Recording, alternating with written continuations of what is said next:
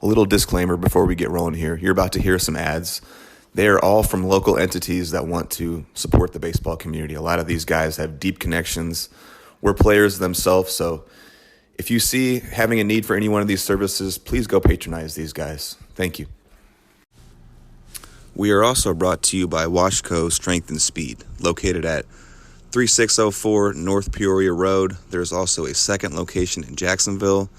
Jared can be reached at 217-899-3233. I do not think there is a better place to take your youth athlete, specifically a baseball or softball player, than Washco Strength and Speed. Jared was an SHG grad. He went to ISU. He pitched at SCI. He has his certified strength and conditioning specialist, which is the top certification you can get in the game. He is on it with his programming. He stays on new modalities and training methods. He offers summer camps, team training, group training, arm care, velocity work. The proof is really in the pudding when it comes to Jared. All of his athletes get stronger, they get faster, they get more explosive. They're less injury prone. He's cranking out athletes to college. If you really care about your athlete and you want to invest in them, send them to Washco Strength and Speed. We are also brought to you by Body Symmetry, located at 2201 West White Oaks Drive, bodysymmetry.com. More specifically, Chad Marshik, the owner, head trainer.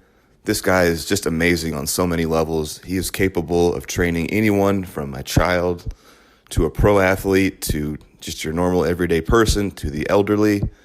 And not only is he a trainer, but he is also adept with, physical therapy, nutrition. Everything is going to be customized to you and what you need. There's a movement analysis when you first come in to address any deficiencies you have. It's all customized. Chad is the most positive, happy guy I've ever been around.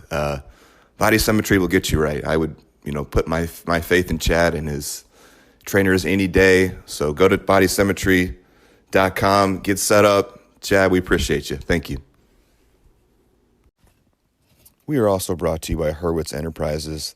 They can be reached at 217-544-4002. Get a hold of them for all your commercial real estate needs. They've been the best in the business since 1978 around here.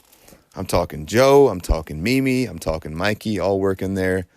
This is an absolute baseball family. I love the Hurwitz family. Jake, the older brother, played at Illinois College. Henry played with me at Lincoln Lane Community College, one of my favorite all-time teammates. And Mikey, the youngest, was a stud at the U of I. Again, love this family. Go support them. Thanks, Hurwitz. Today's episode is brought to you by Jason Knadler and the Bank of Springfield. I will be the first to tell you that I am not the most literate person financially, but I do know people, and I know that the Bank of Springfield has invested in a lot of people that I know and trust. They have invested heavily in former local area athletes and baseball players. Off the top of my head, I can think of, Jason Knadler, Justin Knadler, Eric Weaver, Tim Wallen, Greg Morantz, Frank Stefano, Murph Mathiet, Ryan Murphy. These are all guys that I know and trust and would have no problems putting my financial future in their hands. And so Bank of Springfield is always involving themselves in local charities and the community and talks about being a family. So if you're going to put your money somewhere, take it to Bank of Springfield. These are guys you can trust. Little subtleties and the beauty of each moment and each pitch and each little ritual. And it's the preparation. Remember Nomar Garciaparra? Oh man, how many times did that guy go and touch his wrist to his gloves? Iconic. 20 times probably between each pitch. Yeah, iconic.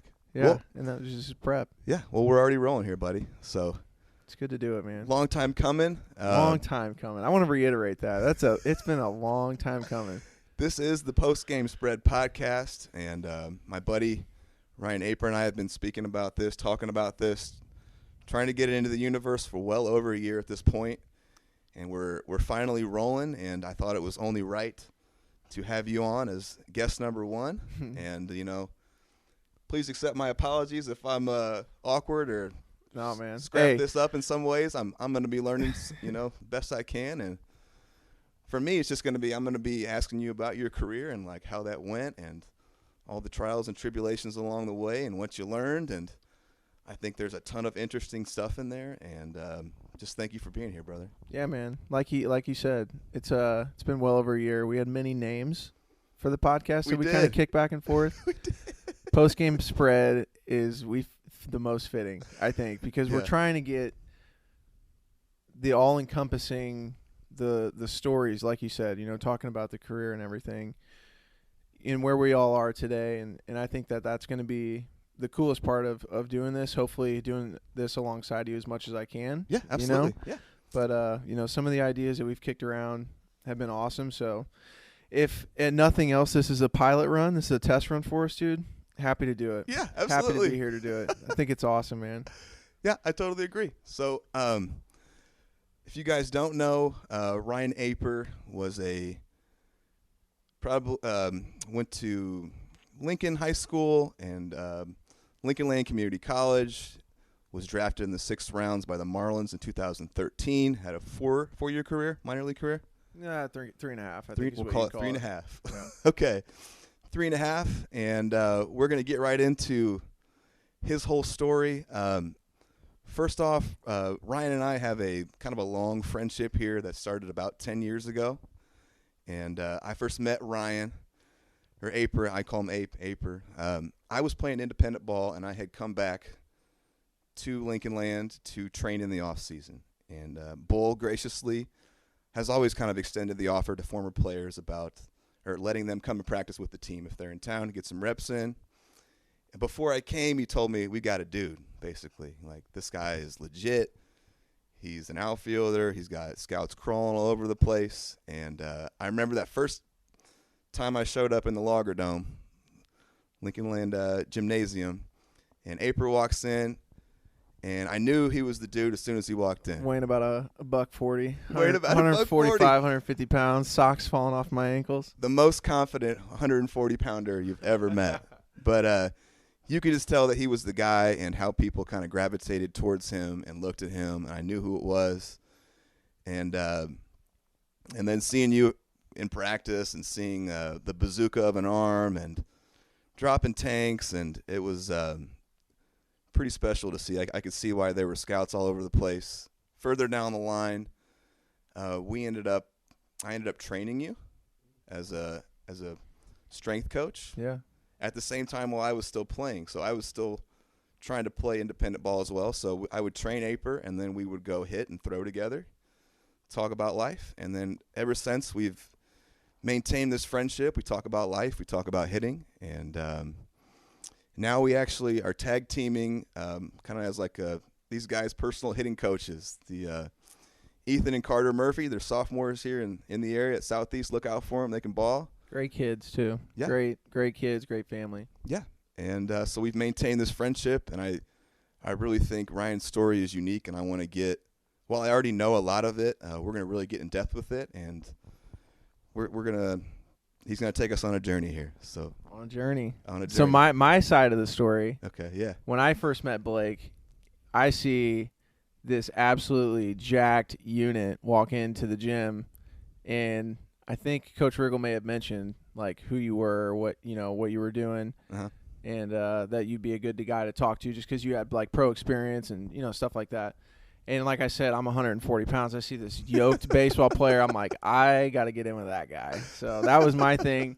And then also like once you showed up, you were great to us. Like, I don't know if we bothered you or whatever, but I tried my best to stay out of the way because you guys have your chemistry and all that, and like Yeah, but, we'll get into the chemistry for sure. We did have the chemistry, no doubt. The Lincoln Land team had some chemistry for sure, man. But no, so when we trained together, dude, it was awesome, man. You were a wealth of knowledge, still are a wealth of knowledge. So it was always a mutually beneficial thing, for both of us. So that's what makes this, even cooler to do this with you, to do episode 1. Yeah, I think it's sweet. Yeah, I love it, man. You're my brother. Yeah, for sure. If you don't mind, I would love to go like kind of to the start of where baseball started with you. So like I'm talking like, yeah, is Dad throwing rolled up socks to you? Is this T-ball? When does it bite you? Can you just tell me how it is growing up for you with that? Yeah, I was just a sports nerd, really. Like, And we grew up in Lincoln, right? Yeah, Lincoln. Yeah, born and raised in Lincoln, just up the road from Springfield. I don't know, man. I was the kid that was like up early before school, and I was watching like ESPN. Like I had to catch the SportsCenter highlights of any sport, you know. So I really liked basketball. I think every kid likes basketball first, you know. And Lincoln is famous for basketball. Yeah, right. So it was really serious, like, you know, biddy ball, whatever. It was, you know, you were doing it with a purpose of like you wanted to get to the varsity basketball team. But for me, man, I got to the point like later on, probably it was 8th grade, going into high school, where I was just like, basketball was so serious. You couldn't really do anything baseball-wise during basketball season was kind of like the unspoken rule. And I just, at that point, man, I had just fallen in love with it, dude. Probably, I would say, you know, just like every kid, probably 8 or 9 years old. Once you first start to develop like your first little bit of strength, you can kind of throw the ball around, hit the ball a little bit. Man, it was just always fun to me. It was always so much fun. It was summertime, you know, nothing to look forward to in the wintertime really around here. So get to get outside with your boys and, you know, beat some kids up on the baseball field. It was always my first choice as far as I can remember.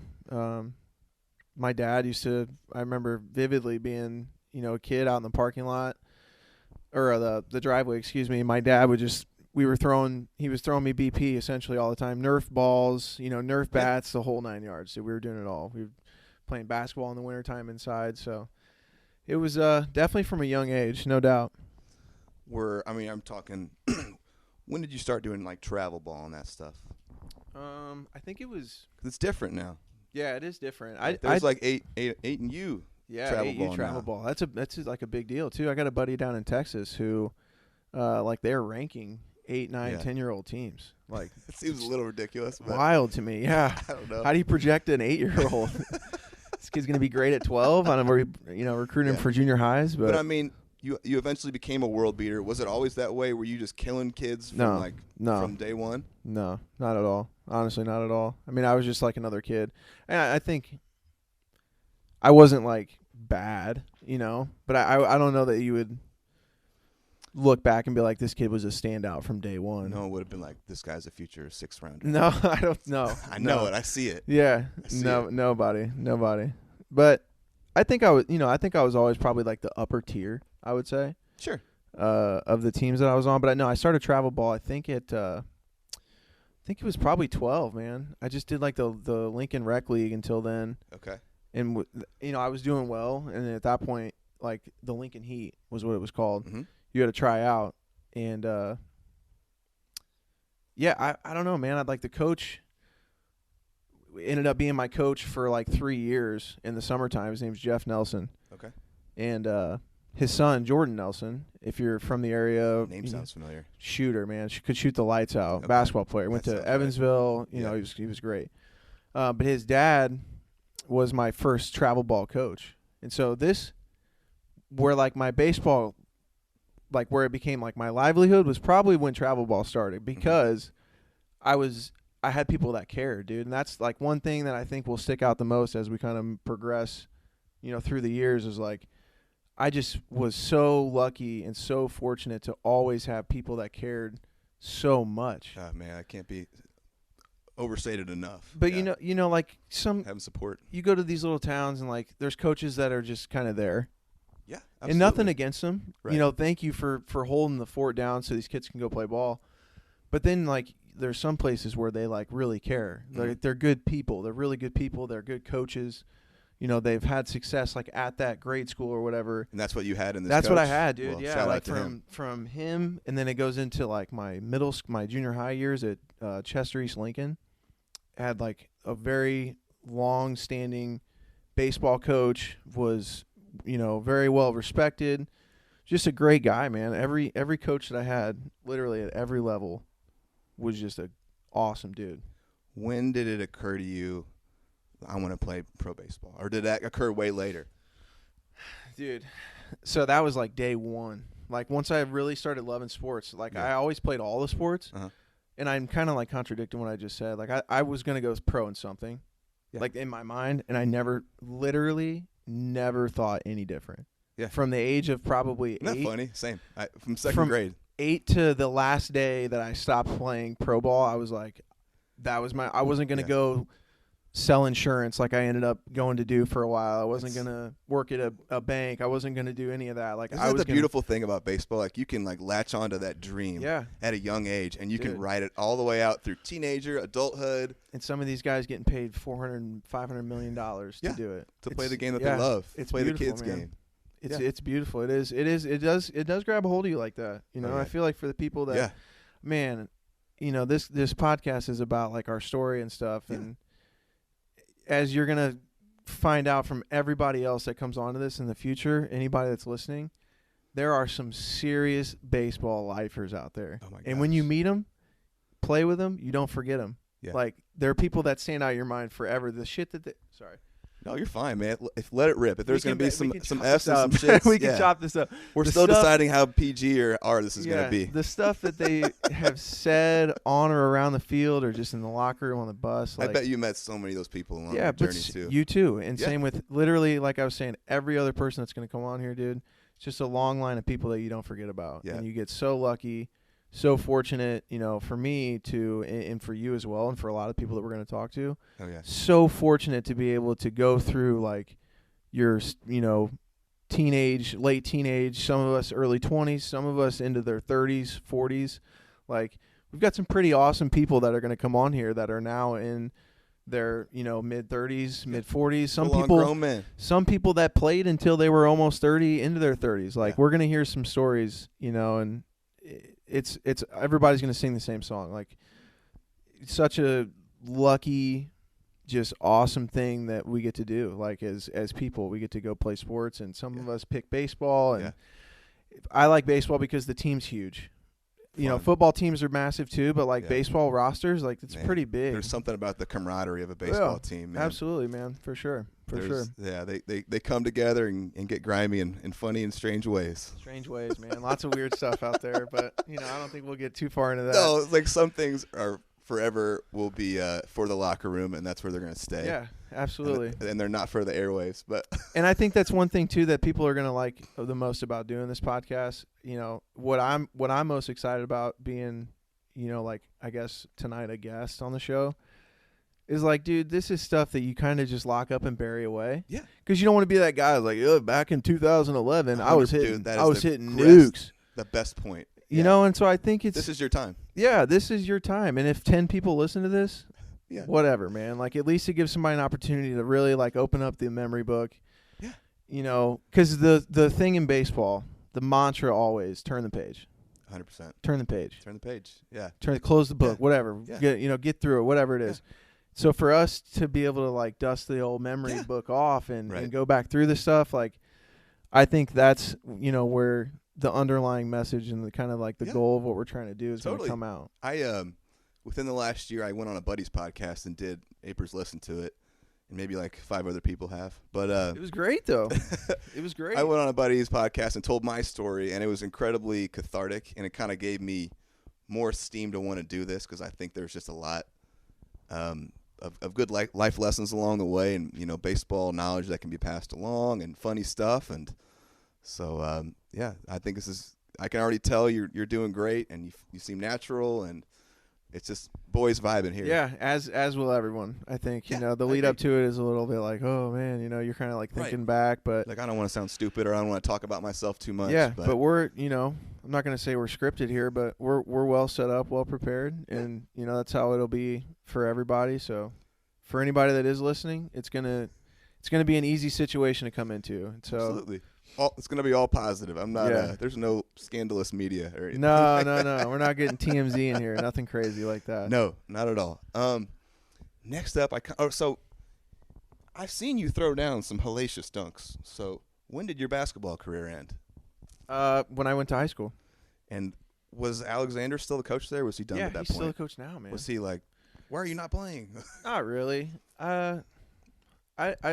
I mean, you're a crazy athlete. I grew up. I played at the rec, man. Like that was how I maintained athleticism. I think for like baseball, seriously, because I would get after it. Like I would go. I have some of my best memories from high school come from going to the Lincoln Rec Center, playing with a bunch of the kids from Lincoln College. Fun to stay in shape like that. Yeah, man. And plus, like, I love basketball, dude. I just didn't want to commit to it like that. Right. I would, dude, if basketball was show up, Wednesday nights at 5:30 and hoop for a couple hours and then go play in front of Roy, the gym in Lincoln is Roy S. Anderson. Okay. And it filled up. Like, it was a cool environment, but I missed that. I wish part of me wishes that I would have played, but, I was just, in my mind, I was like, dude, I'm going to play baseball. Yeah. By that point in high school, when I made the decision, because I played football, like I was, quarterback. I was playing, like point guard, whatever on the basketball team. I was doing like AAU basketball. So it was like serious, Yeah. And I had this group of kids in Lincoln, man. We grew up, did everything together. And we ended up, most of us going to different junior highs, but we did travel basketball together. We did summer baseball together. Mm-hmm. Dude, and we were good. Like, we were kicking ass. We were good at basketball and baseball. Some of us went and played football. The ones that did, like, we did good. We sucked as a team, but, like, individually we were all right. Yeah. But by the time I got to high school, and I don't really recall it being, like, an influence from, like, my parents, because my parents were just, like, so incredibly supportive of whatever I did. That's awesome. So that was, like, the coolest thing for me, too, my whole life. It wasn't – I had literally no pressure to do anything or be anything except for, like, what I wanted to do. They supported that goal, that dream. Dude, yeah. And, I mean, like, I imagine you got to play summer ball, like travel ball, and, like, you didn't have to worry about having to work and stuff like that, or did you? Man, I never even had a job. My parents afforded me the same luxury. Right. Like, through high school, man, a lot of my buddies were going to work, do whatever. Right. Playing ball. I'm playing ball. Yeah, like, I'm trying to get a scholarship. I'm trying to get drafted. I'm in the gym. Yeah. I'm working out. I'm running. I'm doing sprints. Yeah. I'm hitting. I'm throwing. Like, I was, and if I wasn't doing that, they would have made me go the other route. But, like, they never had to push me. My dad, my mom, they were never like, hey, maybe you should train a little bit for baseball. I was like coming home, hands bleeding, like freshman year of high school. I think if you're a parent and you're having to do that for your kid doesn't have that drive like that. Man. I mean, you can't be pushing your kid to want to practice and do that. It was cool. I just actually ran into a guy here in Springfield. I had worked with his son when his son was young, and I hadn't seen this guy in a while. And I ran into him and I was like, "Hey, man, like, how are you? How are the kids doing?" He's like, "Yeah, good." And I said, "How's your son doing with ball?" And he's like, "Oh, he's not playing anymore." And he was so cool about it. He was like, it wasn't like, "Oh, I tried to talk him into it." He was just so cool about it. Yeah. And that would have been my parents too. So, like, I just my story, my basis, like, everything that ever happened to me, like, there was such a long line of just luck, good fortune, awesome people around me, dude. Man, you do need that mixture, I think, to make it in baseball. Luck, talent, support, luck for sure, dude. Right? Talent, obviously. Right, sure, yeah. Talent, obviously, but we've both known guys wildly talented that didn't work out. Yeah, dude. It's a lot more to it. A lot more to that secret sauce, right? Yeah, and we'll get into it also, but confidence, man. Like, that's the one thing that I saw in this. I'm kind of going and skipping a few pages here. Yeah, but in pro ball, that'll be a topic. Yeah, it's just the confidence. Luck, skill, confidence. Yeah, that was the three. I don't know if there's anything more important in baseball than, like, confidence and believing in yourself. Yeah. And that's, part of what we're doing here is, like, how does baseball kind of tie into who you are today? And, obviously you've got to grow up. You've got to learn the line between, like, sports confidence and then just, like, kind of being a rude person. Like, you've got to be able to separate the two, obviously. And but I think about that. I think sports create that for you. I think sports put these kids, I know for me, for sure, in situations where they got to figure out how to turn it off and turn it on. Yeah. Like, that game time, you can be a different breed. It's okay. Absolutely. You need to be a weirdo if you want to be a weirdo. But, when you get off the field, maybe don't be as weird. Shut it down. Yeah. I actually struggled with that when I was younger. I would try to get into this mode when I played of, like, I'm better than everyone. Like, I'm the best. I mean, like, it was like pumping myself up. Yeah. But sometimes I would leave the field and believe that for a little bit too, and then get humbled eventually. Yeah. Yeah, I think everybody, including myself for sure, is going to tell you the same. Yeah. I think when you're a young kid, man, and you're good at anything, and you're, like, recognized for being good at anything, it does weird things for the brain, man. It's Well a pretty said, buddy. exhilarating feeling, Well you know? said, yeah. From a town of, 10,000 where I came from, dude. Yeah. I mean, I wasn't like, hey, you guys see me on the front page of the newspaper, the front page of the sports section, like, but you're there. Yeah. I got the articles hung up in my house. You know, Right. my dad was super big on that, and probably, dude, I could probably go pull out every single one of them. My dad probably cool. still has them, and it wasn't. I think maybe my brain. I was just lucky the way that my brain was wired, but like throughout that whole process, from when I started to become a little bit better than everybody, or just good, consistently good as a kid. Yeah. Whereas other kids would struggle and have up and down. Like I had one summer when I was probably 12, dude. I think I hit like 600 on the summer, 700 on the summer. It was like otherworldly numbers. But like myself and like 3 other kids just. Wait, are we talking about Little League or your second year at Lincoln Lincoln Heat. Land? Lincoln Heat. That too. We'll get to that. Yeah. We'll get to that. No, I always tried to use success as a motivator. I never wanted success to be. And like I said, I think I just got lucky in that this is the way my brain was wired. I was never satisfied, and that ended up driving me almost crazy. Right, dude. it can be good and bad, right? It Almost. drives you forward, but you're never happy. It messed me up for like a few years after baseball. Like after I got done, That's deep. there was a 1 or 2 year stretch, and we'll get into like life and where I was at after baseball, but. It's the first decompression you've ever had if you take it as seriously as I took it. Yeah. As you took it, and as everybody absolutely. else that takes it, because I totally you get love you it. 100%. You Yeah. love it. Like Yeah. for those that don't know me, I have multiple tattoos of baseball on my body. Yeah. I always joke with people. I was selling my soul to the game.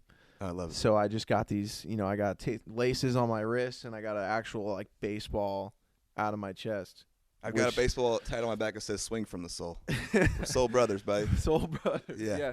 I was just so heavily invested in what I was doing, man. I just always Gotta be right. I just always wanted to be so good, dude. Yeah. That's all I wanted, and it wasn't. I was just talking about it being tough to not let the front page of the sports section get to your head. Yeah. Take that away, and it. Because I wasn't like my freshman year when I'm literally on the freshman team. Like I wasn't the freshman star playing varsity. Okay, yeah, let's get there. I was on the freshman team. Yeah. I was like sneaking in some JV ABs, ended up becoming like a JV starter. My head coach of high school knew me as a kid, so he knew that I loved baseball. Mm-hmm. So he was I think kind of trying to find ways to get me opportunities. Yeah. And snuck me into a few varsity games. I probably got no hits. Yeah. Played some good 2-bagger. I didn't even play second base. But Really? Stuck me at second base just to get me on the field. Yeah, Figure it yeah. out, kid. I mean, I got some grounders in practice, but wasn't really a 2-bagger that often. But no, man, it was just a decision that I guess I made as a kid. Sports was going to be it. I get to high school, and it's I don't want to get killed playing football. Yeah. Because the football team was not very good, dude. We were pretty bad. Lincoln is not known for good football. Pretty bad. Hey, shout out to the Rail Splitters. Huck it, chuck it football. I want to say shout out to Rail Splitter football because I always love playing you guys and getting my stats up. Hey, man. You got a lot of corn-fed kids on that team that tried hard. Hey, you guys are awesome at basketball, though. We loved them for it. Yeah, we could shoot the lights out. But by the time I got to high school, I had just made that decision that baseball was going to be it, and I was all in, dude. Never thought anything different ever, and I am not kidding when I say that. Yeah, it was baseball through and through till I think die. That's the story of a lot of guys. They fall in love with it early, and then it's just the path until eventually that jersey is taken away from you. Yep. I mean, dude, I grew up watching. I'm a Cubs fan. Grew up, watching the Cubs, watching Sammy Sosa in '98, watching Mark McGwire in '98. What a magical time. Yeah, incredible, man. I think I was lucky too, because my dad liked baseball, so he liked sports. Did he play? I mean, my dad was a wrestler, man. Where's all this athleticism come from?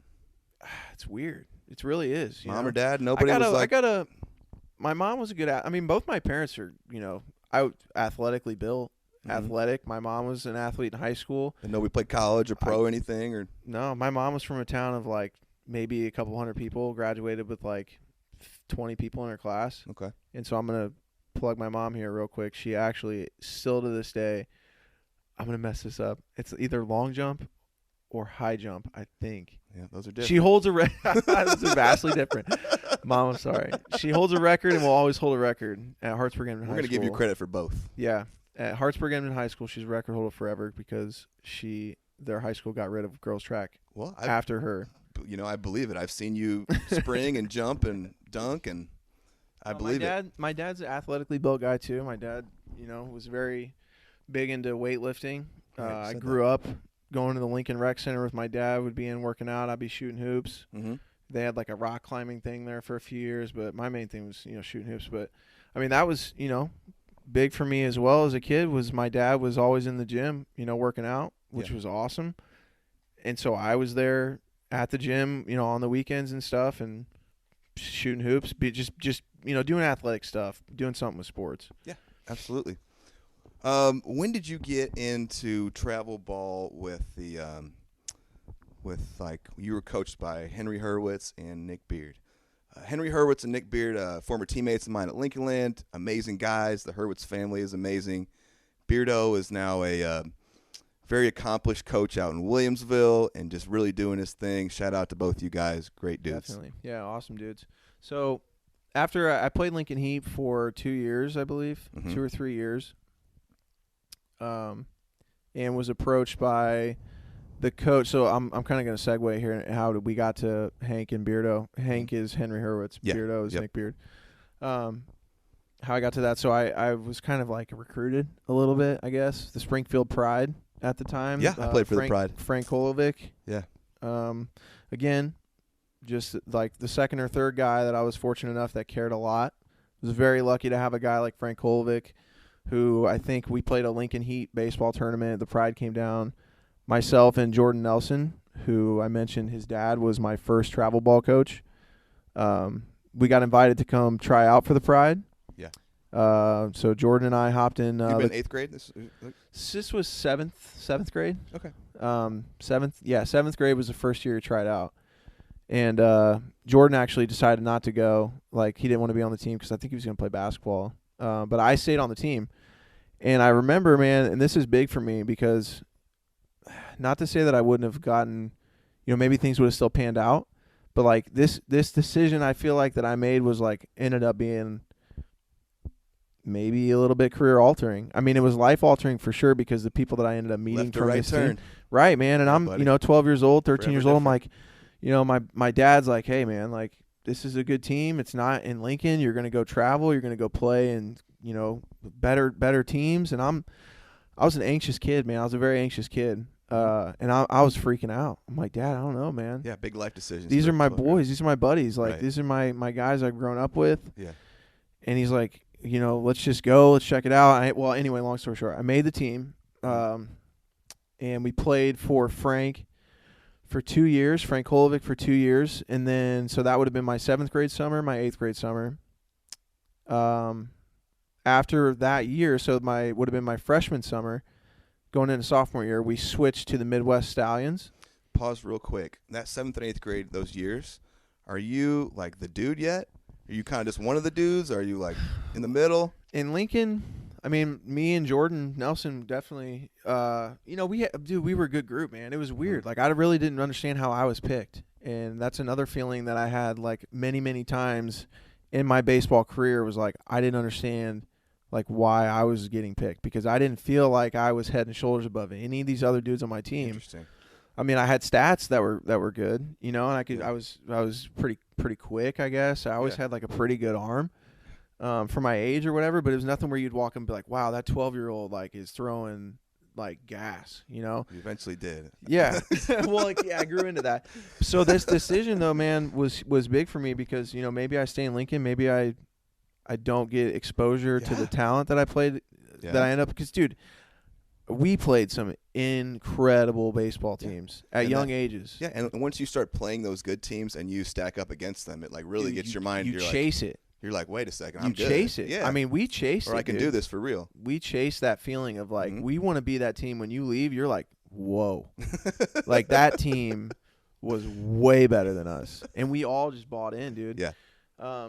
So, yeah. Okay, so Stallions? Midwest Stallions, man. Stallions. Yeah. This is Hen and Beardos. Hen and Beardo, yep. Coaching you guys. And again, I have to point this out every time we advance another level. 2 guys that just cared a lot.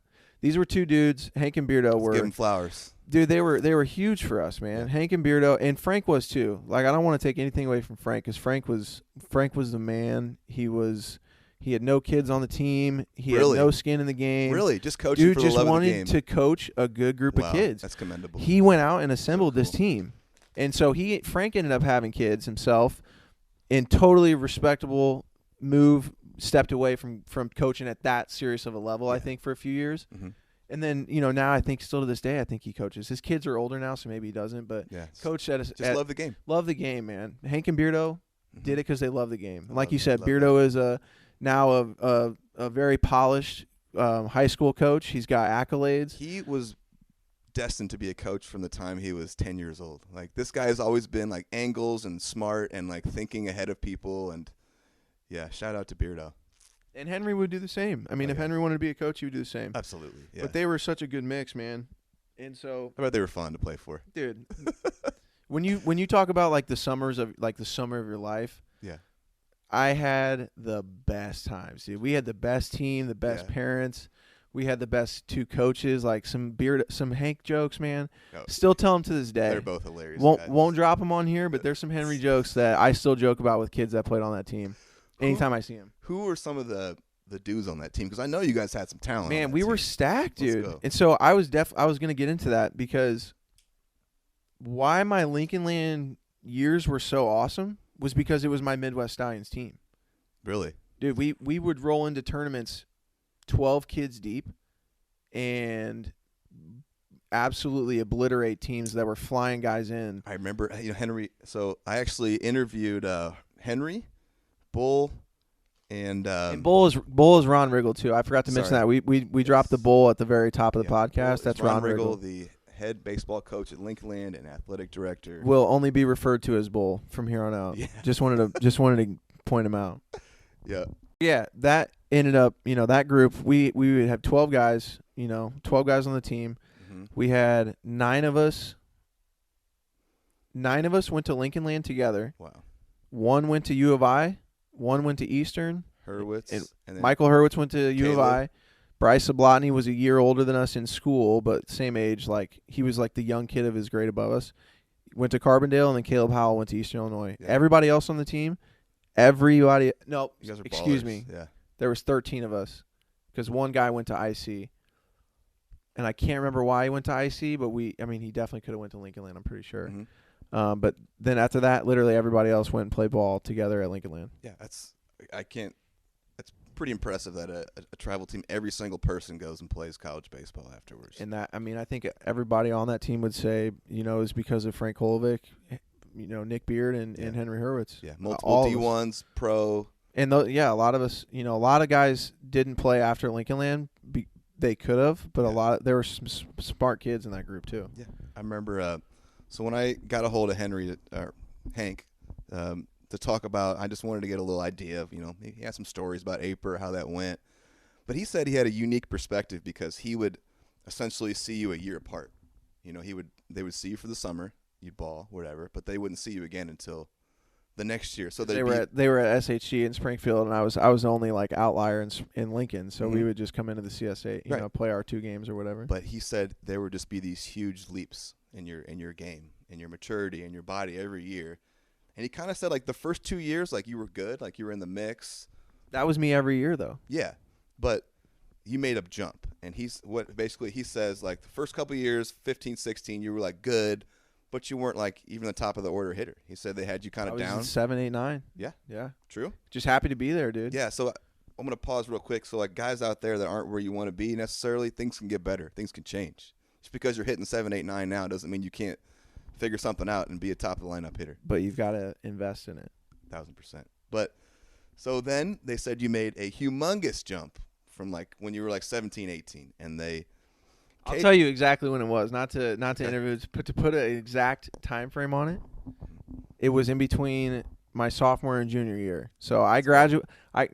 Sorry, I finished my sophomore year. This is the best, most accurate numbers that come to mind. I was like 5'8" after your 5'9". I go back to school my junior year, and I'm like 5'11", 6 foot tall. Uh-huh. I go back junior year to senior year. I'm like 5'11", 6 foot. I'm 6'2.5", like fully. Yeah. I don't think I got much taller after that. Yeah, 6'3". Yeah, so I mean, from my sophomore year into my sophomore year, I'm 5'8", 5'7". Quite the difference. Now I come back, I'm 5'10", 5'11". Now I'm 6'2". Yeah. So that was the year that he's talking about, and that's the year, dude, everything changed. Yeah, he said you started filling out, and they said so. First of all, I want to shout out Caleb Howell because Caleb was an absolute baller and great dude, right? One of the best to this day, the most consistent left-handed hitter that I ever saw, and the fact that he never got a shot in pro ball, beyond me. 100%. Let me put that on record. Beyond me. He had some injuries, football, knee stuff, that he was like lightning quick. Yeah. Was faster than me. I think he's Eastern's all-time hit leader. He's Eastern's all-time everything. Yeah. I mean, he's like the all-time guy, literally. Caleb Howell was one of the best people I've ever met. Great family. Yeah, absolutely. But they said, but Henry said that, Caleb was like their center fielder. Like I don't remember. The man. What? Caleb was the man. Yeah, Caleb was the man. But then they said that you grew so much as a player that they had to move him. They had to move him because you could go get everything. And they said they had to move him to left or right. I don't remember. But to move a guy that was going to become a center fielder in Division I off of his position because you're balling says a lot. And they said how fluid you were becoming and how strong your movements were. And Henry mentioned some sort of a swing change, but I don't know if it was conscious. But he said all of a sudden you started leveraging the ball and like dropping tanks, and then you guys would be going to, these big World Series like Caba with your 12-man crew, and these guys are flying in people from all over the country, and you were right in the mix, like hanging and beating people, and they said that you were just separating yourself from the best kids in the country. Like there was a throw, they said one game from deep center field in an elimination game. Do you know what I'm talking about? Smiling. I have a picture of it. He's smiling over here. He knows what I'm talking about. Yeah, he's smiling. And he said Henry said him and Beardo looked at each other afterwards and were just like in awe. And then they were like, this guy's going to get drafted. Like they knew right then. And then I think later in that game or a game later, you hit a bomb to win the game or something like that. You just had a tournament. Yeah, it was a Cabo World Series. That was the series that changed my life. It changed my perspective on myself. Yeah. Changed my perspective on what I could actually do with the game of baseball because we were absolutely mopping the floor with kids that were the best competition in the committed country. To Miami, Florida. I remember this one kid specifically, Mario Armorall, went to Florida State, was committed to Florida State when we played him. The shortstop on the team, don't remember his name, was committed to Miami, Florida. I mean, dude, we were playing teams that were stacked. Yeah. And I were killing these kids. We were killing them, dude. We lost our first game of the double elimination. This story's crazy. Yeah. So we go to Cleveland, Ohio. We lose the first game of a double elimination. We drive all the way up there. We get beat the first game. Mm-hmm. We're like, shit, dude. We might be going home tomorrow. We win like 9 straight in like 4 days with 12 guys. Man. May have been like 7. I don't want to over-exaggerate it. Are you pitching at this point? Yeah. Okay. Yeah. We win like 7, 8, 9 games straight, get to the national championship, the Cabo World Series game, and lose by like 3 runs because we were just gassed. Yeah, nothing left of that little tiny roster. Torched them, dude. Yeah. I mean, I think there was like 4 or 5 of us that were like the all-tournament team. Mm-hmm. Like there were some like higher honors that myself and maybe 2 or 3 other guys got. It was nuts, man. So is this when you really start believing in yourself? And, like, 100,000%. I can do this. Like I am It special. wasn't even like I could. It was like I'm definitely going to do this. I am doing it. Yeah, It's everything that I ever happening. thought from the age of like whatever till now at 16, 17, like yeah. To go stack yourself up against the best and to dominate. Yeah. Yeah. It's got to leave you feeling a certain kind of way. Yeah, man. Just, empowered more than anything. Was this the summer? What summer was this? Going into my senior year. Okay. Junior, in between junior. So big summer. Yeah. Huge. I mean, in that day and age, like we weren't getting. If you were signing as a freshman, you were a dog. Mm-hmm. Nowadays, I mean, kids are signing freshman, sophomore year of high school like pretty routinely. Yeah, dude, it's the thing. Yeah, they're signing to these big schools early. Yeah, recruiting's so crazy now. And like, you can get all of your tape out and information out way different than it was. At least for me, that summer was huge because that junior year, like that's when you were supposed to know going into your senior year what you were doing. Yeah, you were supposed to know. Like Let's back up real quick. how did your sophomore year go at Lincoln? I played varsity full time. Was it full time? Yeah, I was full time. I played all over the field. I mean, I think I hit maybe like 280, 300. But again, I'm still 5'8", 5'7", like 110 pounds, physically, dude. Yeah. Hadn't even touched puberty yet. I mean, legitimately. Like, had no hair under my arms, like nothing, dude. No shit. Yeah, bro, it was wild. I mean, I maybe had like a little bit. Yeah, maybe had like a little bit. Yeah, like I could count them. And then, in between that junior year, like coming back junior year is totally different. Man. Okay. Totally different. Yeah. Body matured, got some more confidence, started beating up on competition. Yes. So how'd that junior year go then? I did really well. I did really well. I mean, we're like all CSA. I hit like above 400. Okay. I didn't hit many bombs, but stealing a bunch of bags. Are you fast at this point? Is your speed? I mean, I was hitting extra bases, dude. I mean, I hit some bombs for sure. Stole bases, but I was playing great center field. Okay, so you're center fielder at this point. Yeah, that was one thing. So my sophomore year, I mean, in the summertime, I always played center field. Okay. Junior high, if you're the better, you're probably playing shortstop. Yeah, I played shortstop in junior high. But, all the time in the summer, I was playing center field. So then, sophomore year, still, little guy, good enough to get on the varsity team, made some good plays like late down the stretch. That kind of helped me grow up a little bit too. Yeah. But I was playing like second base on occasion, right field, just kind of out of the way. But it's that junior year. Yeah, man, junior year. Yeah, dude, I always had like weird injuries though because I think I was growing so much. Sure. I always had like really weird. Yeah, like I had some low back stuff going on. I can't remember if it was my junior, definitely my senior year, dude. There was a week stretch where I was hitting like left-handed my senior year of high school. What? Or like contemplating it. Yeah, I think one game I played first base. Was hurting so bad? I couldn't move, man. That's crazy. I couldn't move. My back was messed up bad. But there was one thing that really changed for me like sophomore year too was Josh Baker was his name. Was a coach for us at Lincoln High School. I was having rhomboid issues. Really? So rhomboid is the muscle right up against your spine, like underneath your lat, kind of like rubbing right up next to the spine. So I had a really weird throwing motion, and it was because like I just wanted to throw hard. So I was digging in anywhere I could get it, and my arm swing was real like I don't even know how to describe it, like diagonal. Like I was tucking my arm. You get caught way behind you? Caught way behind me, yeah. So this guy, Josh Baker, was like, dude, you got to fix that. So I worked all winter on freeing up. I was up against the wall all winter long.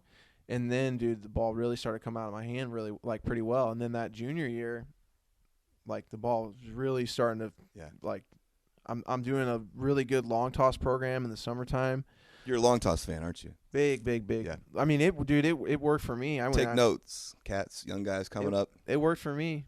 I mean, same. I'm a long toss fan as well. It put me from being just a guy in the outfield to like, don't run on this guy. Yeah, and like he can't like really pump himself up here, so I will. But the best arm that I've ever seen in baseball was you, and I've seen some dudes with some bazookas.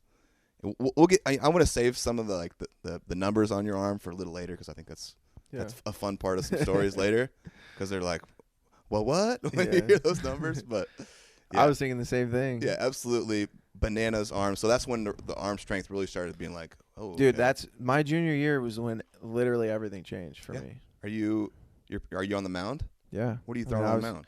Dude, I think it was my junior year. It was my junior year I broke the single season wins record at Lincoln. Really? Yeah, I mean I was throwing probably low to mid 80s. Yeah. As a junior on the mound. Yeah. You know, at that time that's humming it. Now it's like that's every other guy. But isn't that funny? Yeah. It is funny, man. Evolution's weird. I think it's great.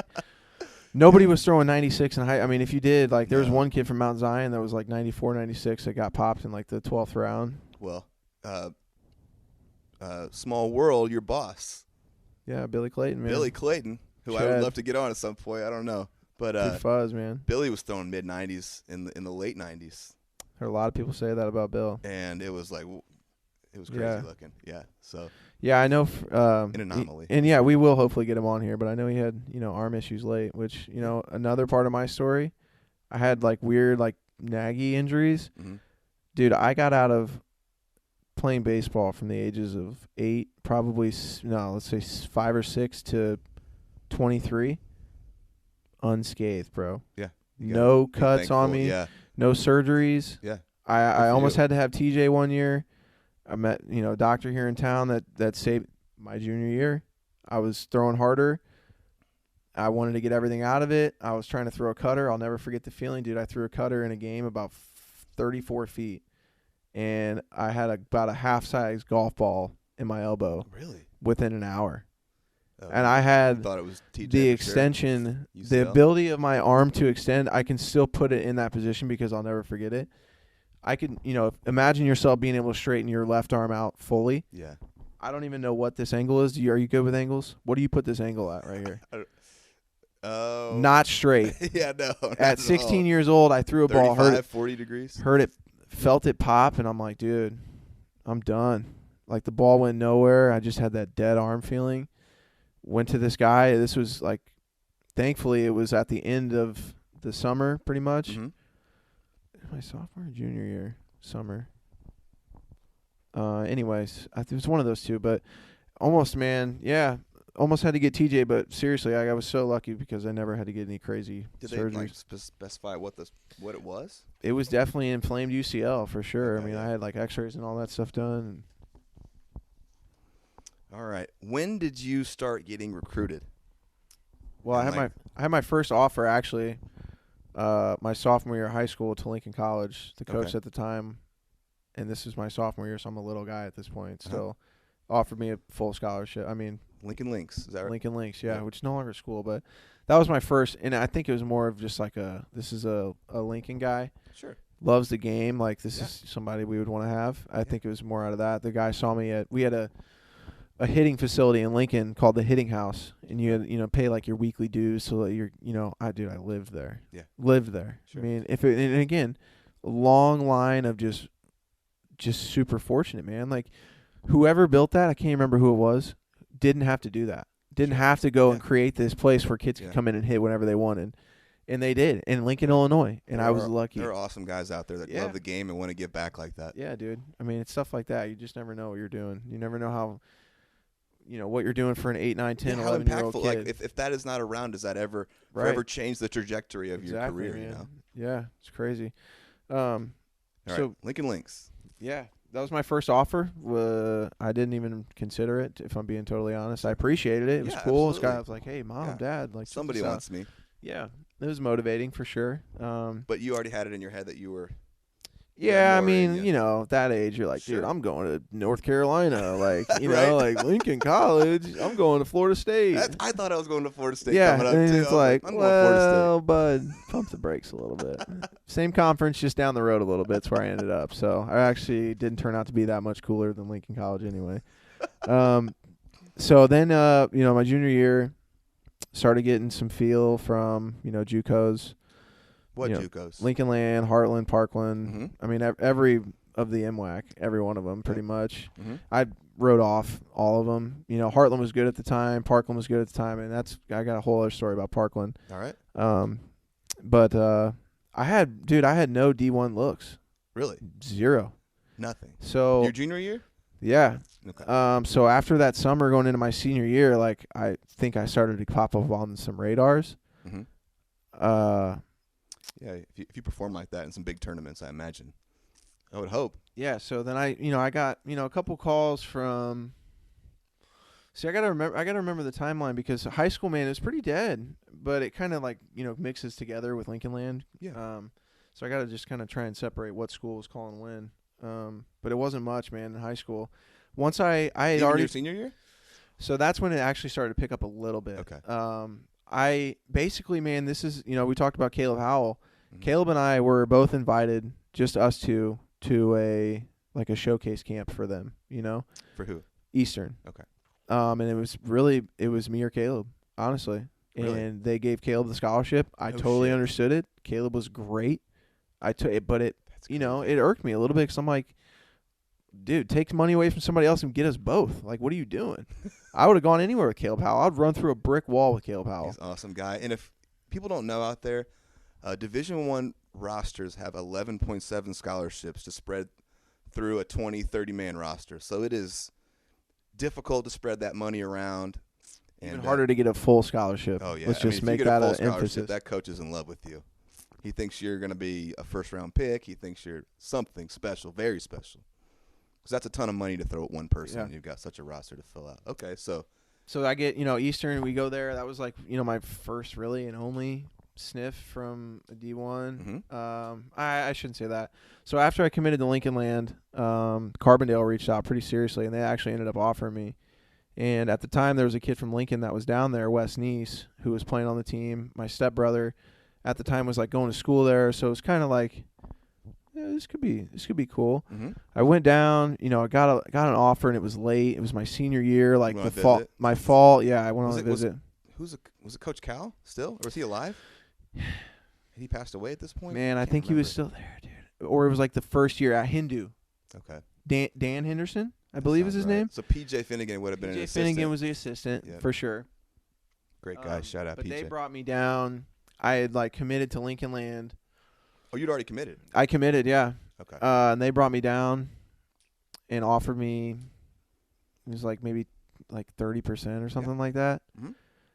It was cool. I appreciated it. It was a D1 offer. Didn't jump at it. You weren't like, I have to take this. No. Because it's D1. Well, and I had, with the guys that I was with in the summertime, like I said, dude, 9 of the 12 or 13 of us went to Lincoln Land. So part of your decision to come to Lincoln Land was because of this group of guys. Dude, my decision to go to Lincoln Land was that group of guys. Interesting. And in a minute, I'll kind of touch base on that again. Sure. But I had an offer from Quincy, and I'll never forget this. I won't say the guy's name. Go there with my dad, and gives me an 80% offer to go to Quincy. Phew. And good school. Sure. Are they D2? Yeah. I think so. Yeah, right. yeah, D2. And I'm sitting there with him, and I'm just pretty unsure about it, because I still at this point I'm like, dude, I can go bigger than Quincy. Nothing against them, but it's D2. If I'm not going D1, I'm not going to go there for 4 years. Yeah. I knew that in my mind after talking to enough junior colleges to where I knew, like, if it's not a solid D1, then I don't want it. And the guy told me, slammed his hands on the table in front of me and my dad at this table, said this will be the worst decision of your life. After you told him no? After I told him no, he said this would be the worst decision of your life. Oh man, well. And if I could have tattooed that on myself, I would have. And he was a really good guy, man. Like, if I saw him today, I think I'd probably still shake his hand. What's up? Remember what you said, kind of thing. Remember that, dog? I'll never forget it. That's the only reason why I want to mention that. Nothing against him at all. He was passionate about his program, and I respect him for that. It was just not something that I felt like I wanted to do. It wasn't worth dipping out on my boys, essentially. That's really interesting. I think a lot of guys coming up have it in their head, like D1, like, got to go D1. D1 or get drafted, right? So my next kind of thing was kind of backpedal a little bit. I had committed to Parkland. Oh, I was in deep, and I'm pretty sure Bull knows this. For you guys that don't know, Parkland is also in the same conference as Lincoln Land, and they're a storied program as well. I've had a ton of success, lots of cranking out players, and one of the guys that went there, Kevin Kiermaier, was one of the reasons why I was like, I want to go be Kevin Kiermaier. He was in the show at the time with the Rays, killing it. Yeah, just had come through Parkland in like 07, 08 maybe, won a natty, and was on his come up. They had Nike stuff.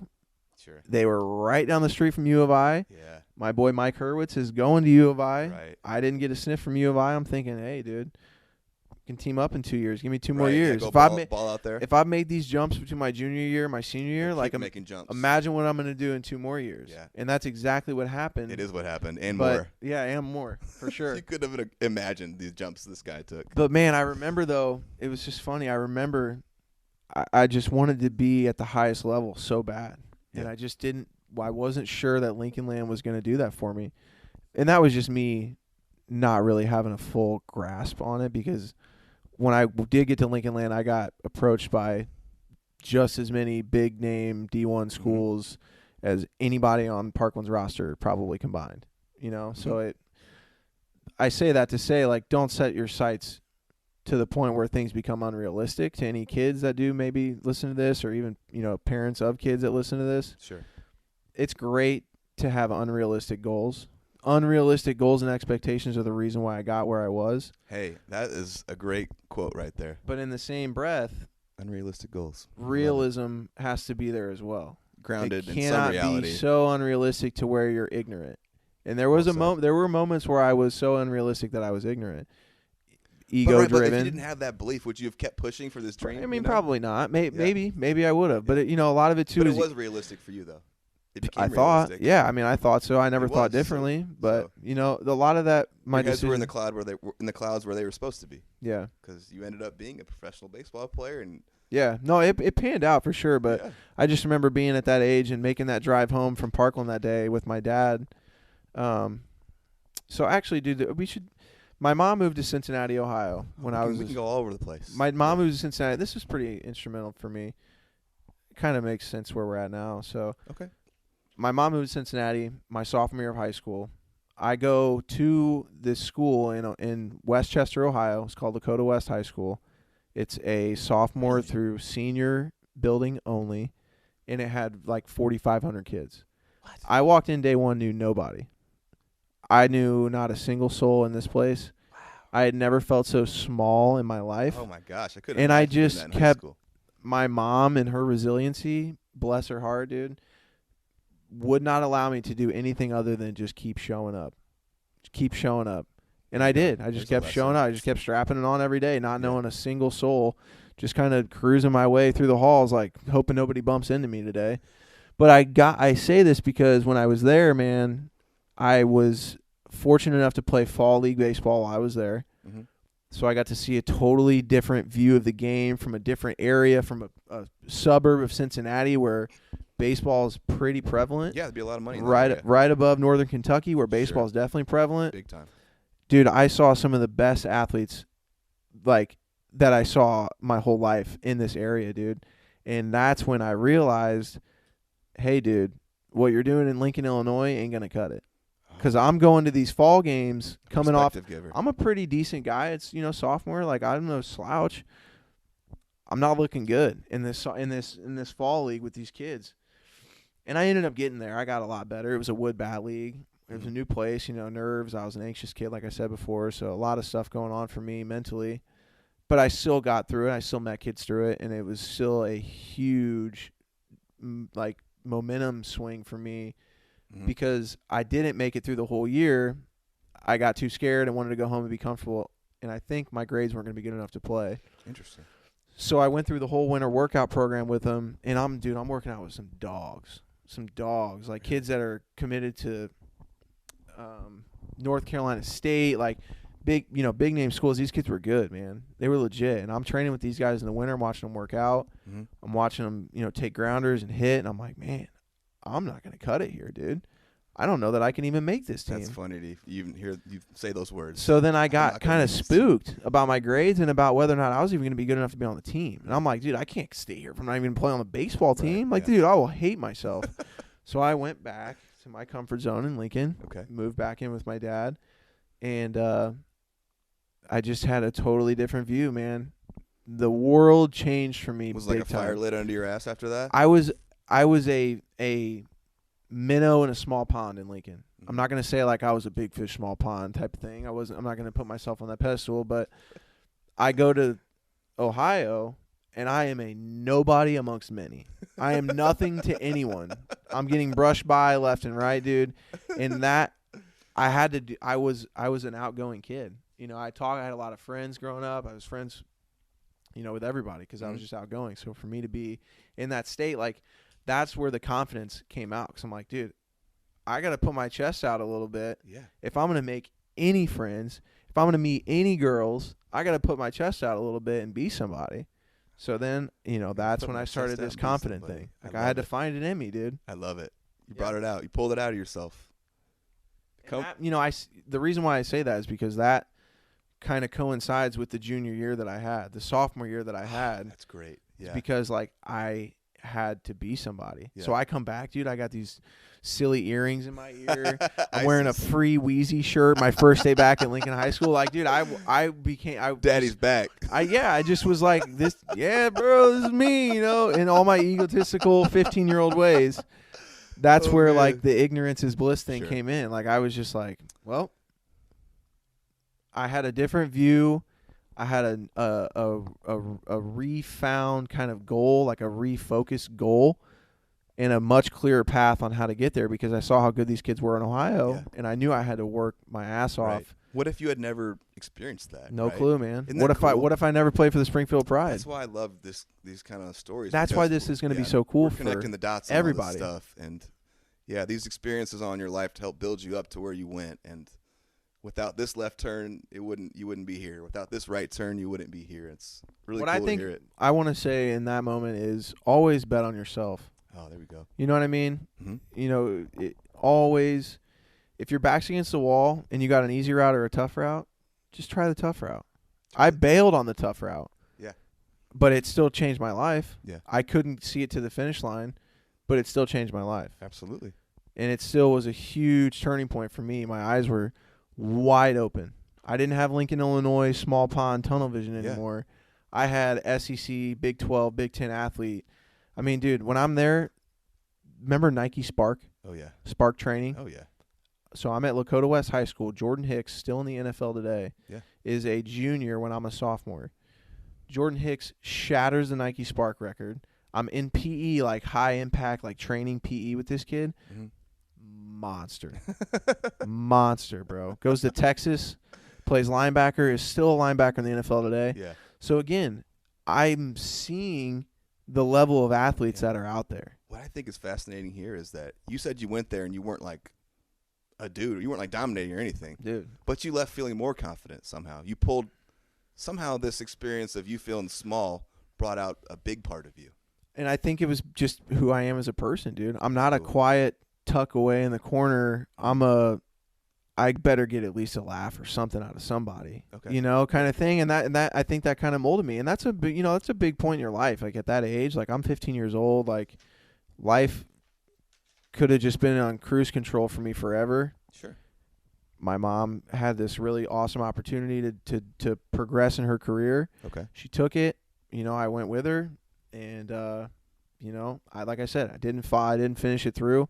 No clue what my life would have looked like. But a lot of good came from it. Absolutely, like. man. Yeah. So much good came from it. Yeah. And like I said, it just opened my eyes completely to like what I need to be doing to get to the next level. Because I watch these dudes that are like already at the next level, just waiting. Okay, so seeing that, waiting age-wise to get to the next level. Like these dudes are like college athletes now. They're ready now. Okay. Yeah. So I was spooked, man. Like I said, so I go back to Lincoln, and then, you know, I just had this newfound like regime. Like I had to be a different breed. You know, if I was going to do it, I had to do it. And I had to do it differently. That's perfect. So, you know, going into, you know, back to the recruiting thing, like how did we get off Parkland? So I just kind of had to step back for a moment to kind of highlight that moment, because then I come back, you know, I go through Lincoln, I do really well, pretty well my sophomore year. In that junior year summer, like we really got close. Like that group, the Midwest Stallions, we got really close. We kicked some ass together, went all across the country. Oh, you're like, I want to be with these guys. I want this to keep rolling. Yeah, man. So, you know, I commit to Parkland, and I'm thinking, my thought is like, you know, U of I at least, right? Yeah. Driving home that day with my dad, and I'm just like not feeling too good about it. Just in your stomach, like your intuition was telling you this ain't it. I'm just thinking, like, how am I going to go play against my boy? I can't do that. Like, I went to war with these guys, literally. Like, we played 4 games in a day, like guys throwing an inning apiece just Stuff to like get that through. bonds you, for sure. Yeah, man. I was Big like, time for life. And then I just kind of had this feeling like they sent me off with this, you know, sick like Nike, you know, flat bill Parkland hat, and they got me like a nice Nike, and like that kind of stuff's cool, you know, when you're that age. But then I just had that moment of like, man, I can't battle against my boys, so backed out. The coach actually gave me 80%. He didn't give me a full ride. What? 80%. To JUCO? To JUCO. Do they even have restrictions on scholarships? No clue, man. This guy just created it. Everyone got full. No clue, man. At least so that, you know, but that was my first offer from JUCO, so I'm thinking like, maybe I'll take it. Yeah, it's like, my dad was there with me. He's like, yeah, we could cover the 20%. Like, sure, if this is what you want to do, you feel good about it, we'll be all right. I'm like, okay, like I'm in. And Lincoln Land had offered you at this point? They hadn't, but I went on a visit there. You know what? I can't remember the timeline exactly. Okay.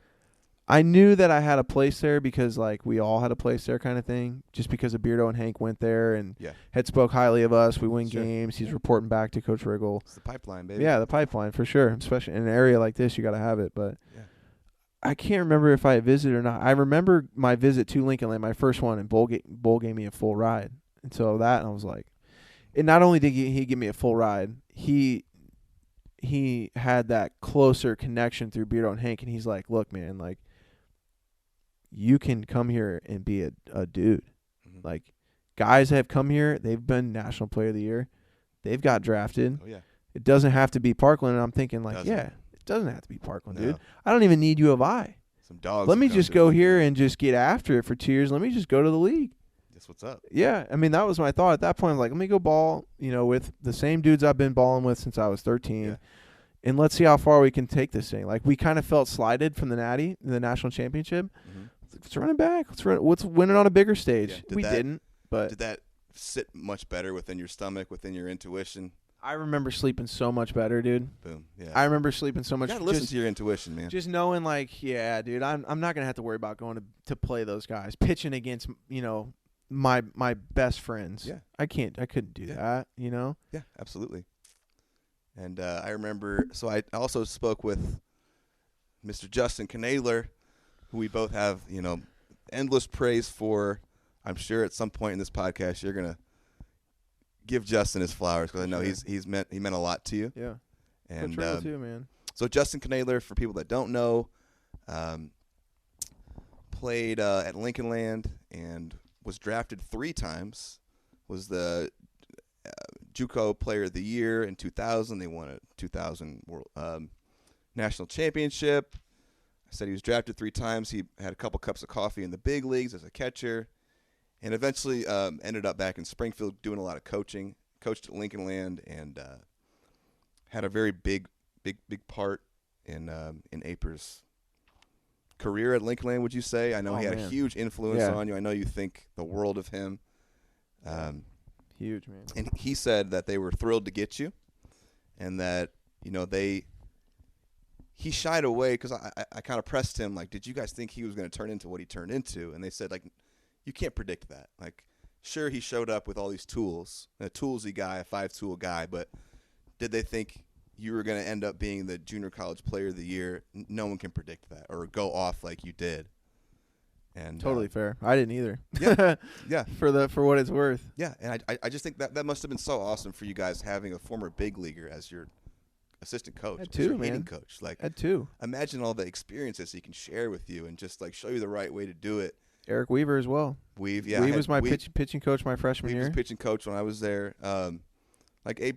Justin told me a story. He said you essentially were chasing a ball and ate it on the fence at one point. You already know where I'm going with this?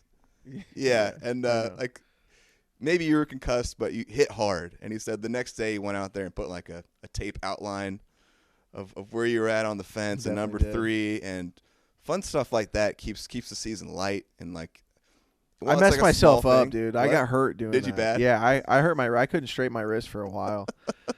It was bad, yeah. Yeah, so do you want to touch on anything with Justin or anything like that, or? Yeah, dude, absolutely. Let's go. You want to give this guy his flowers? Yeah, I mean, like I said, Coach Riggle too, man. I mean, when I came in, and the best part about my Lincoln Land experience was Coach Riggle was the facilitator, the manager. Yeah. And he let us be us, man. Yeah, he knew he was recruiting a summer team. Yeah. A summer team with chemistry that had years spent together, like since we were 13, most of us. Yeah.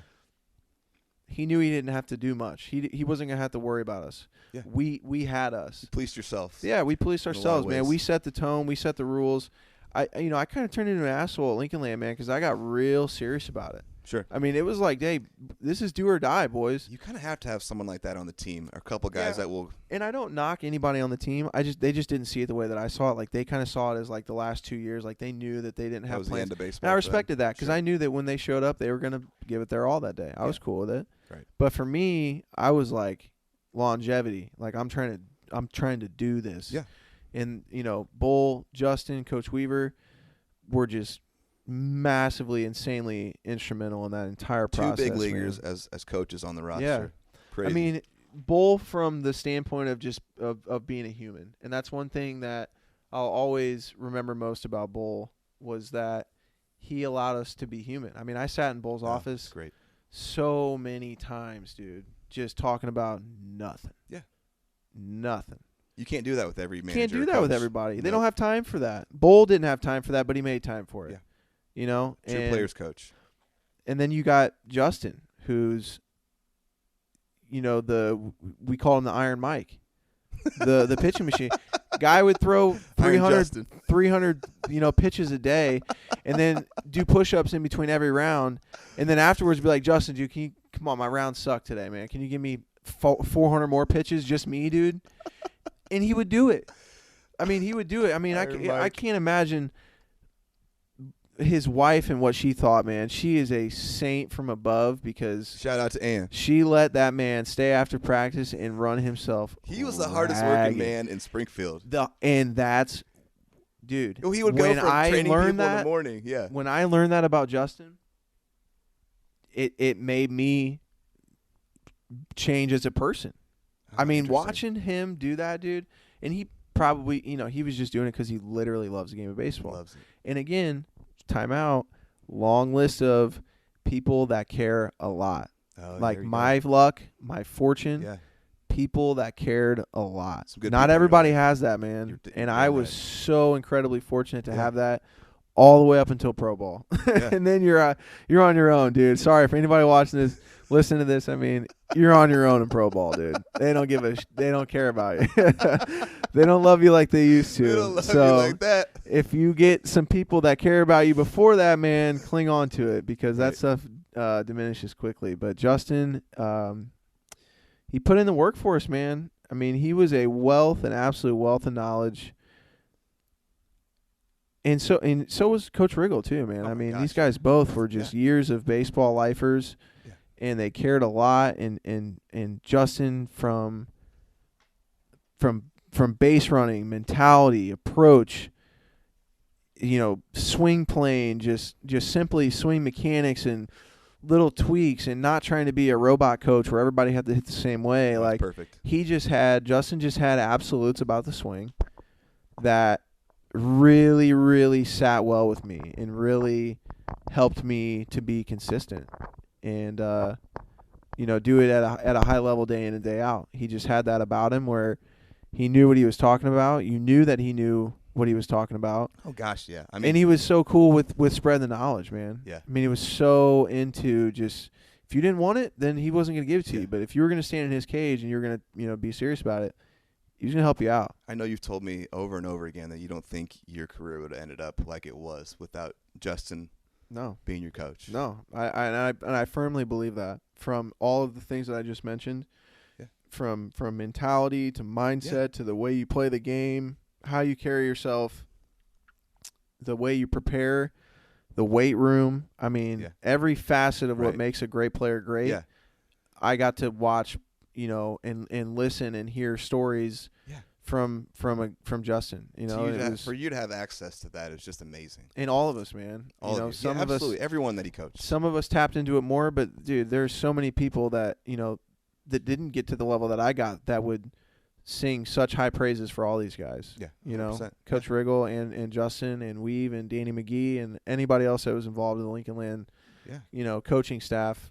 It's just we just got lucky, man. We were very, very lucky with a guy that knew how to facilitate, that knew how to assemble a group, to the guy that had the big league time, the years and the hours spent in the trenches in the cage. Being Justin, and it was just it was life changing for me, man. And then to get into the draft process and get into the recruiting process again. Oh God, to have him to lean on. It was crazy, man. And the thing is, I tried to do I did too much. Had I listened to Justin, I think things would have shaken out for me a lot differently. No ill will. Hindsight's always 20/20. Mm-hmm. But I should have listened to Justin more. I should have taken more of his advice. Agency selection, 100%. I do remember you talking about your selection. Agency was. Your agent was ass, wasn't he? He was trash, bro. I mean, and I don't think he was a bad guy. Probably was a great guy. doing nothing for me, man. And maybe, and it's not even about it at that point. It's about the representation within the club, within the organization. It's about, oh, this guy, who? Why am I going to take his call about his guy? You know, like whatever. Like Justin's agent had big leaguers. Justin's agent was just a good guy, sound guy. Justin still spoke highly of him even after his career, which is something that as a kid, like I just had this one agent reach out to me very early on, and then the floodgates opened. You know, it was the Boston Red Sox were in first. I talked to this guy. He comes up, meets me. We kind of have like a mutual agreement, no money exchange or anything like that, pre-draft. And then the floodgates opened, dude. I had one letter from the Red Sox, and then probably a month and a half later, I had letters from literally every single club.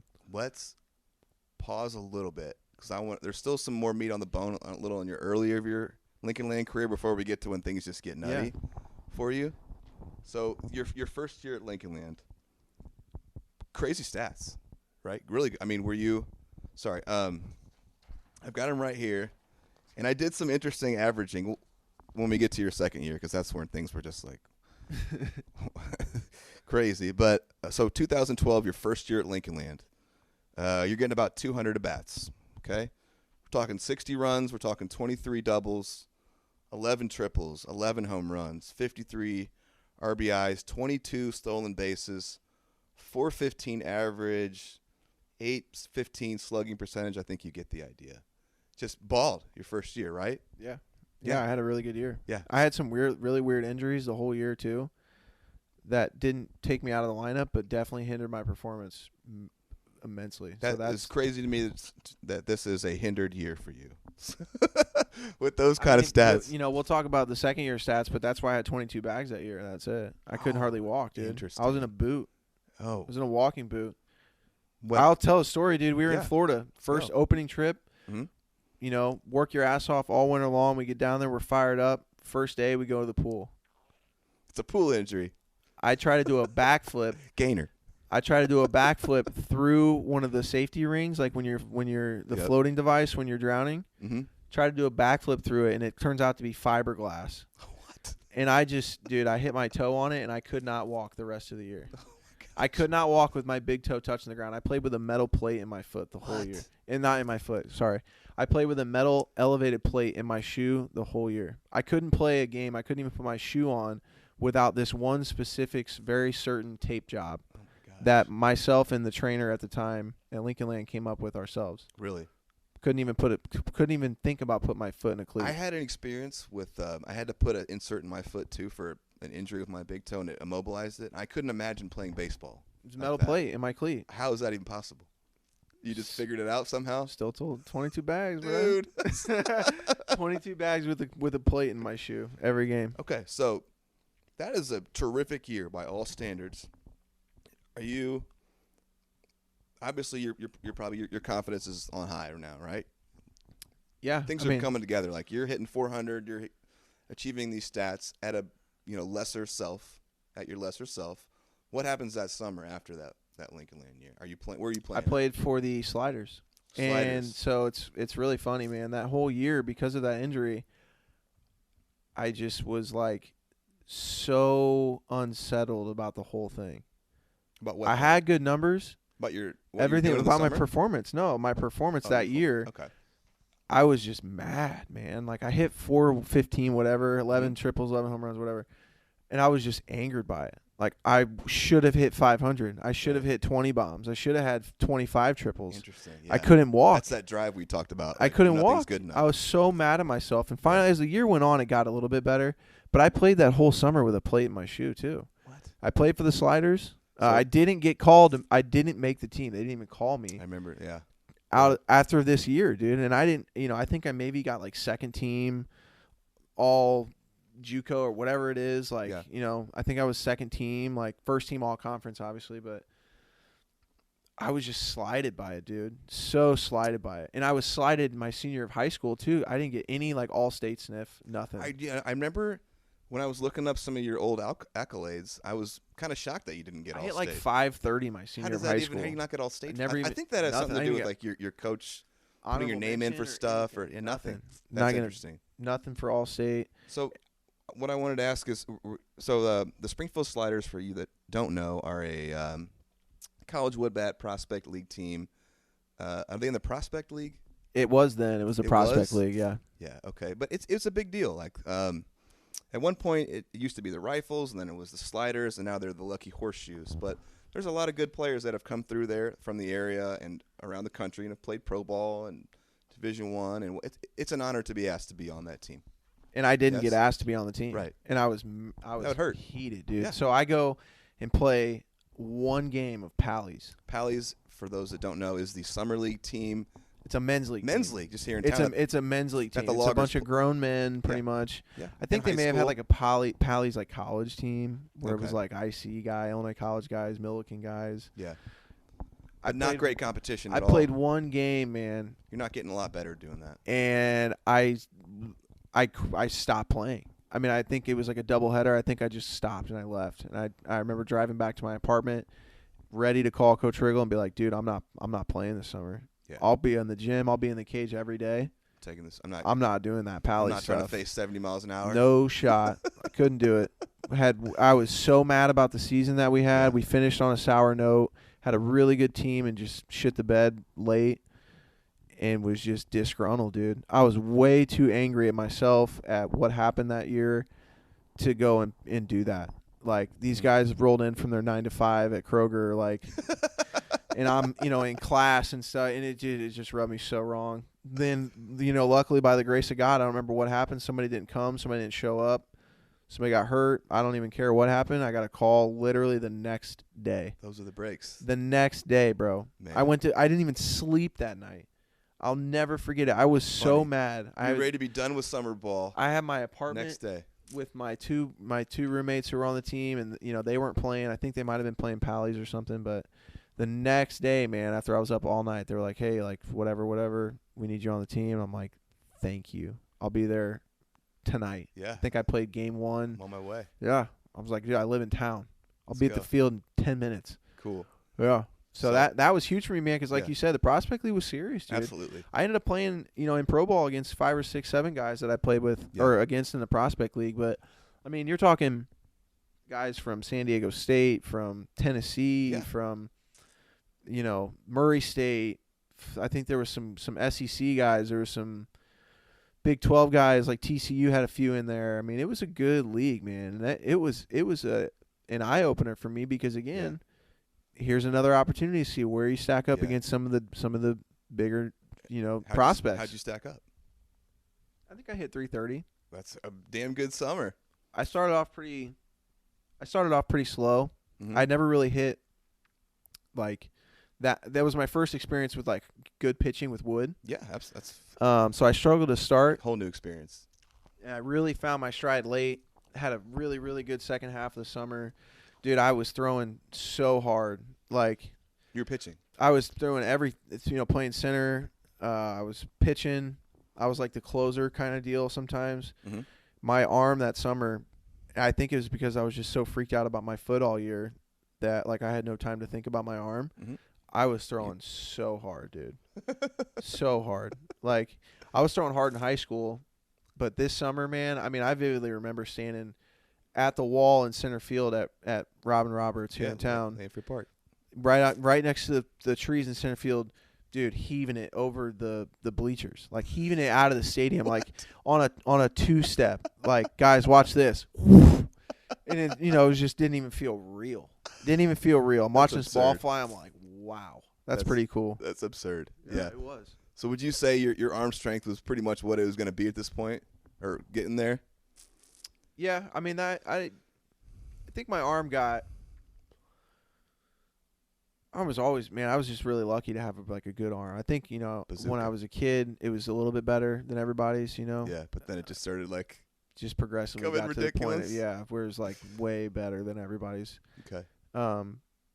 But I put a lot of time into long toss, Yeah, man. I I'm was a big believer very in it, serious too. about it that summer too, and Sure. yeah, I mean, once I figured out my swing, I kind of tweak my stance a little bit just to, I think it exposed some holes that I had from the JUCO year. It was better pitching, more consistent velo. Yeah. Just had to make some adjustments on the fly, and once I did that, I was cruising. I was feeling good. I had a good summer. So we're past that. We're past your freshman year at Lincoln Land. I think this is where the story kind of really picks up and gets kind of like very interesting to me. And so from here, are we getting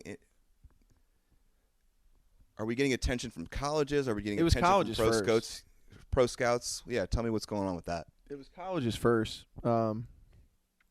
I don't really remember like who was first. I knew where I wanted to go.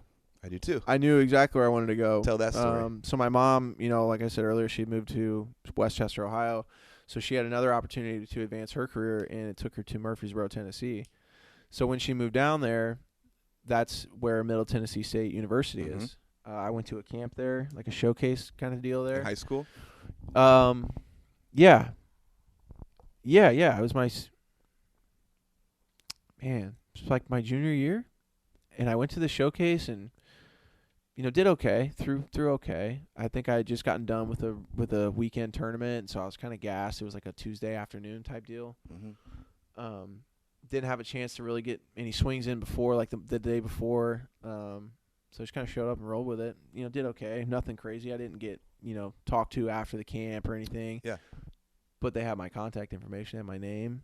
Kind of full circle here. So one of the guys that recruited me at Eastern Illinois, Skylar Mead, who, I think he's at like Michigan State or something. He's at a big school now, but by the grace of God, man, long list of just crazy stuff that lined up for me. Skylar Mead, who recruited me at Eastern, ends up at Middle Tennessee State University. Really? Mm-hmm. So, I start, doing pretty well. After that freshman year, I got approached a few times that summer. While playing with the Sliders, I think Ball State was one of them. Okay. Indiana State was another one of them. Murray State was one of them. Okay.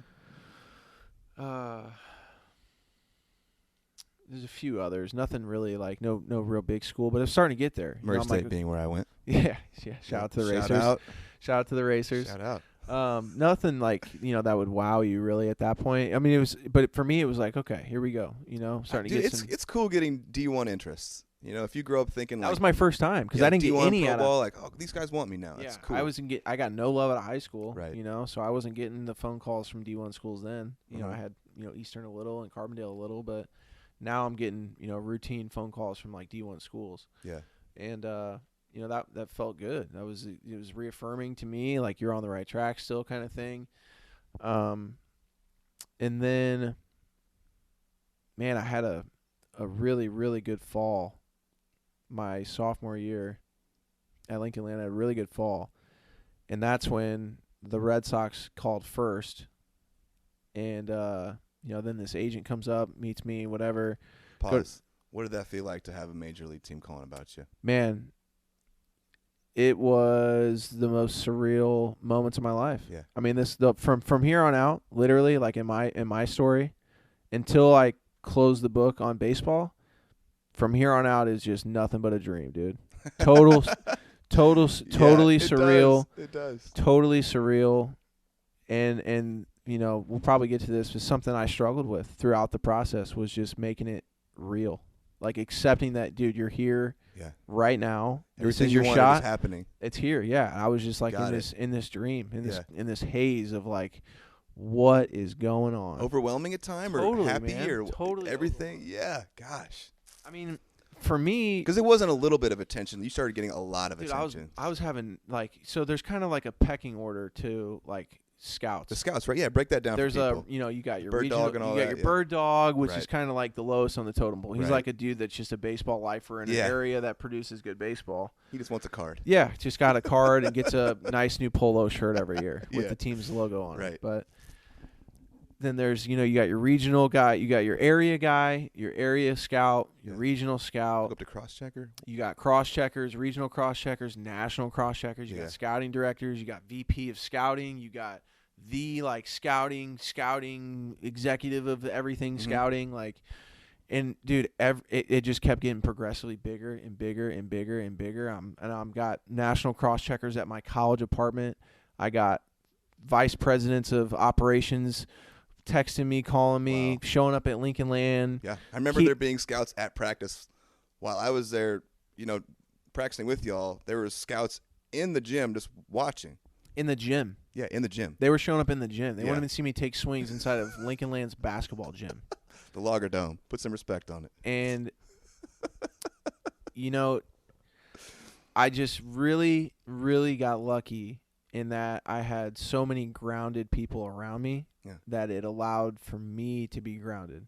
Because that's an easy situation to – but again, kind of to my demise, I'm thankful for the people that I had and the way that they raised me. My parents, my family, my coaches, they raised me to be humble, to be, it'd be easy to get a big head, I feel like right now. Acknowledge that these are all things that don't happen to everyone. I never remember getting that. I mean, you were confident, but it wasn't like this guy's an asshole or anything. No, man. I mean, I think it was I felt like almost embarrassed by it to a point. Like the attention. Yeah. And I felt that way in high school too, like, being on, like the Lincoln newspaper, whatever. Yeah. Means nothing, but it does. Like, yeah, for sure. And I remember just kind of being because I didn't want people to think that I was an asshole. I didn't want people to think that I was like, oh, he's so cool, There goes Aper. Yeah, on the newspaper. Free Wheezy shirt. Yeah, right. With his national cross checker again. But no, man, I really tried hard to be like humble about it. Yeah. I mean, dude, I was just so incredibly grateful for like every single thing that was happening. I mean, it was like your dreams are coming true, dude. Yeah, I mean, your dreams are coming true, and that's a weird concept to come to reality with. Like, I say this because I think it's true. Not a lot of people get to actually experience their dreams firsthand. Boom. Yeah. Dreams stay dreams forever. Yeah. And for me at 17 years old. Here it is, bro. It's happening. What are you going to do with it? Right. Every little kid grows up being like, I want to be, I want to play pro ball. I want to get drafted in the high rounds. Like, and this is happening. This is happening for you right now. And you're young. You're a young man trying to figure this out. Yeah, it's got to be challenging. So trying to battle your mind. Well, and it got really hairy for me too because like I knew where I wanted to go to school, and so we kind of back up a little bit there. Yeah. So fall sophomore year. I'm doing really well. Like doing really well. I believe it. Like I'm not even playing in some games because like like Coach Riggle didn't like even want me to play against McKendree's JV team on a Wednesday night. Too hurtful for him. It was. So I had a really good fall my sophomore year, and man, like I said, Skylar Meade, dude, called my phone one day and it popped up Skylar Meade. I'm like, man, I don't want to go to Eastern. Right. They gave that scholarship to Caleb Howell. Yeah. Caleb Howell's already there doing really, really well. Yeah. I don't want to go there. He's like, hey, man, I'm at Middle Tennessee State now. I dropped my phone. Like, I could not believe it, dude. Could not believe it. And this is where I'm like, baseball tats, dude. Like, yeah. I'm like, in my mind, this whole thing is lining up. And I'm like, dude, this was supposed to happen. Yeah. Destiny, bro. Yeah. Yes, exactly. And like me, that's just me like in a dream state, really. Really unable to like come to terms with like, no, like you earned this, you deserve this, you worked hard for this. It was like, man, like I'm so undeserving of these opportunities, this thing like lining up. And obviously, I'm running with it and I'm feeling great about it. Yeah. I signed to Middle Tennessee State. Didn't even really get that good of an offer, dude. Honestly, bro, like you're just like, I'm coming. I think it was 40%.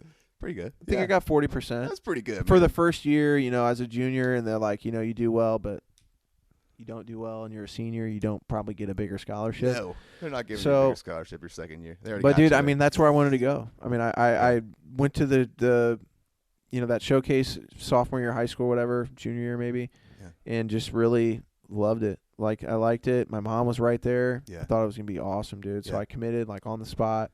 As well as your teammate, Jake Ingold. Yeah, Ingold ended up going there too. Yeah. And I just thought it was going to be it. And that was the cool thing too. So Ingold and I really were getting recruited like side by side. So Ingold's freshman year, was great. He had bonkers stats too. Great. Bonkers. Jake Ingold had a game where he hit like 2 grand slams and 2 3-run home runs and ended up with like 17 RBIs. Can't believe he never played pro ball. Can't believe it. Yeah, I think my fate and his would have been very similar had I gone to Middle Tennessee. Truthfully, I just think. You know what? I'm glad you brought that up because I think that's an interesting thing because. I think I would have gotten exposed earlier. Really? And I don't think I would have. And I don't. Here's what we're referring to here. Aper and both Jake had video game stats at Lincoln Lane. Crazy. And I'll get to Aper's stats here in a second. But when Ingold. So while Aper ended up getting drafted, we're skipping ahead a little bit. Ingold went to Middle 10 and had solid stats, but not, you know what I'm saying? Yeah, it wasn't like the video game numbers that he had. No, it wasn't. It was, somewhere in the mid-2s with like a handful of bombs and like probably some solid defense. But do you think you think in your head? Yeah, I always wondered, did you regret not going ever? Is there any party that looks back and like, I wish I would have experienced that? The way that my life turned out, no. You know what I mean? Like as an adult, as a human, the way it turned out, no. But I don't know, man. I never regretted it because what the coach himself told me was if you get life-changing money in the draft, Gotta go. you would be a fool to turn it down. Right. Yeah. We're not. He said this to me. We're not the SEC. We're not the Big 12. You come here, you're gonna have to do exactly what you did last year. Yeah. If you want to get to where you are again, you got to do it. You got to do it all over again against a lot better Sun Belt Conference. Yeah, not a slouch. Right, not no slouch. You're not. And it wasn't. I still bet on myself. I still gambled on myself, so I don't regret my decision because in my mind, in my parents' mind, my family's mind, I got life-changing money. Yeah, I didn't turn it down for sure. But yeah, I think I probably would have got exposed earlier. Interesting. Truthfully. That's an interesting thought. All right, now we're getting to a part. So, I mean, we're still kind of in the recruitment process, really. Yeah, I mean, sure. like, sophomore year, I had, after that, after I committed to Middle Tennessee State really early, I ended up having, like, North Carolina State calling, Memphis calling. Like, I was going to ask that because started calling after that. Middle 10 is, like, a good school for sure. Mm-hmm. But for someone that is, I guess you hadn't won the Junior College Player of the Year yet. But I would imagine that kind of a player can write his ticket pretty much where he wants to go in a lot of ways. Or have a lot. I would just think that some bigger D1s would come sniffing around. And like you just said, that they were. Yeah, I think I probably could have blown it up a little bit more had Sure. I been open to it. But I was, I'm going to Middle Tennessee State. State. If you're happy and like, yeah, that also takes pressure off you. Once I turned down North Carolina State, I think those coaches probably talk. Sure. And this kid ain't just going kind nowhere of else. ceased after Really? that. Yeah. Interesting.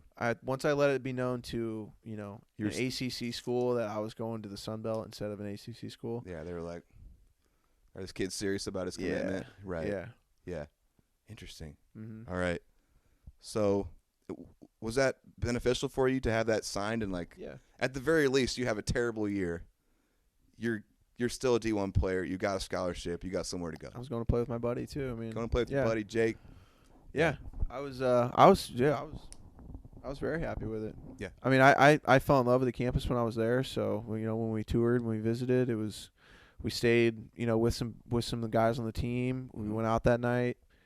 Got to meet all the guys. Got to kind of see what night Friday, Saturday night looked like at Middle Tennessee State. Yeah. Wasn't overwhelming. There was no frat row. There was no crazy, just a bunch of Southern rednecks, playing ball together. And I felt like that was something I wanted to experience. Sure.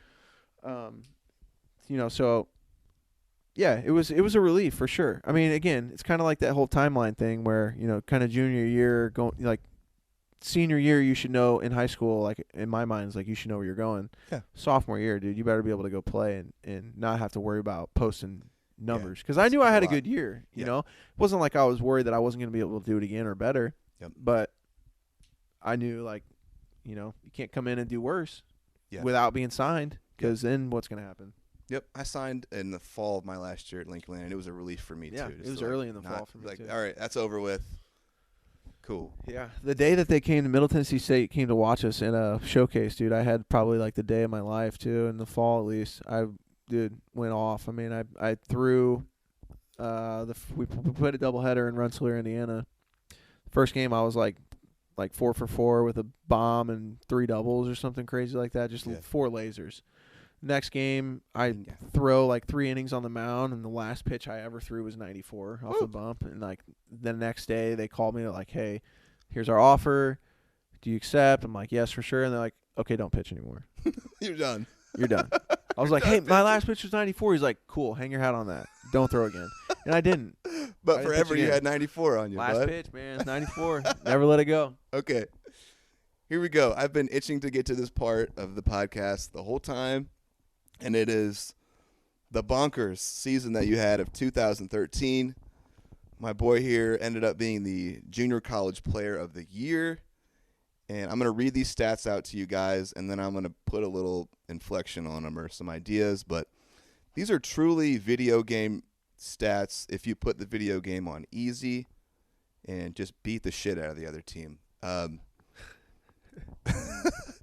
When I interviewed Bull Ron Riggle, he said this is the most dominant offensive season he has ever seen in baseball. A cool thing to hear from your former coach, right?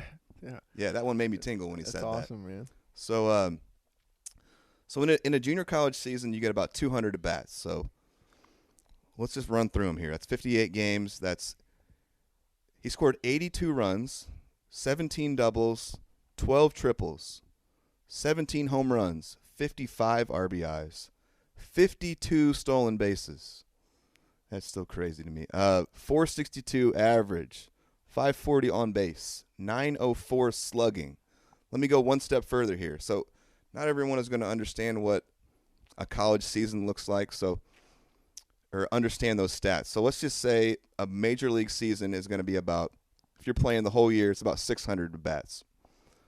I tripled all of some of his stats so that you could have context. That would be like he scored 246 runs. That would be like 36 doubles, 51 homers, 165 RBIs, and 156 stolen bases.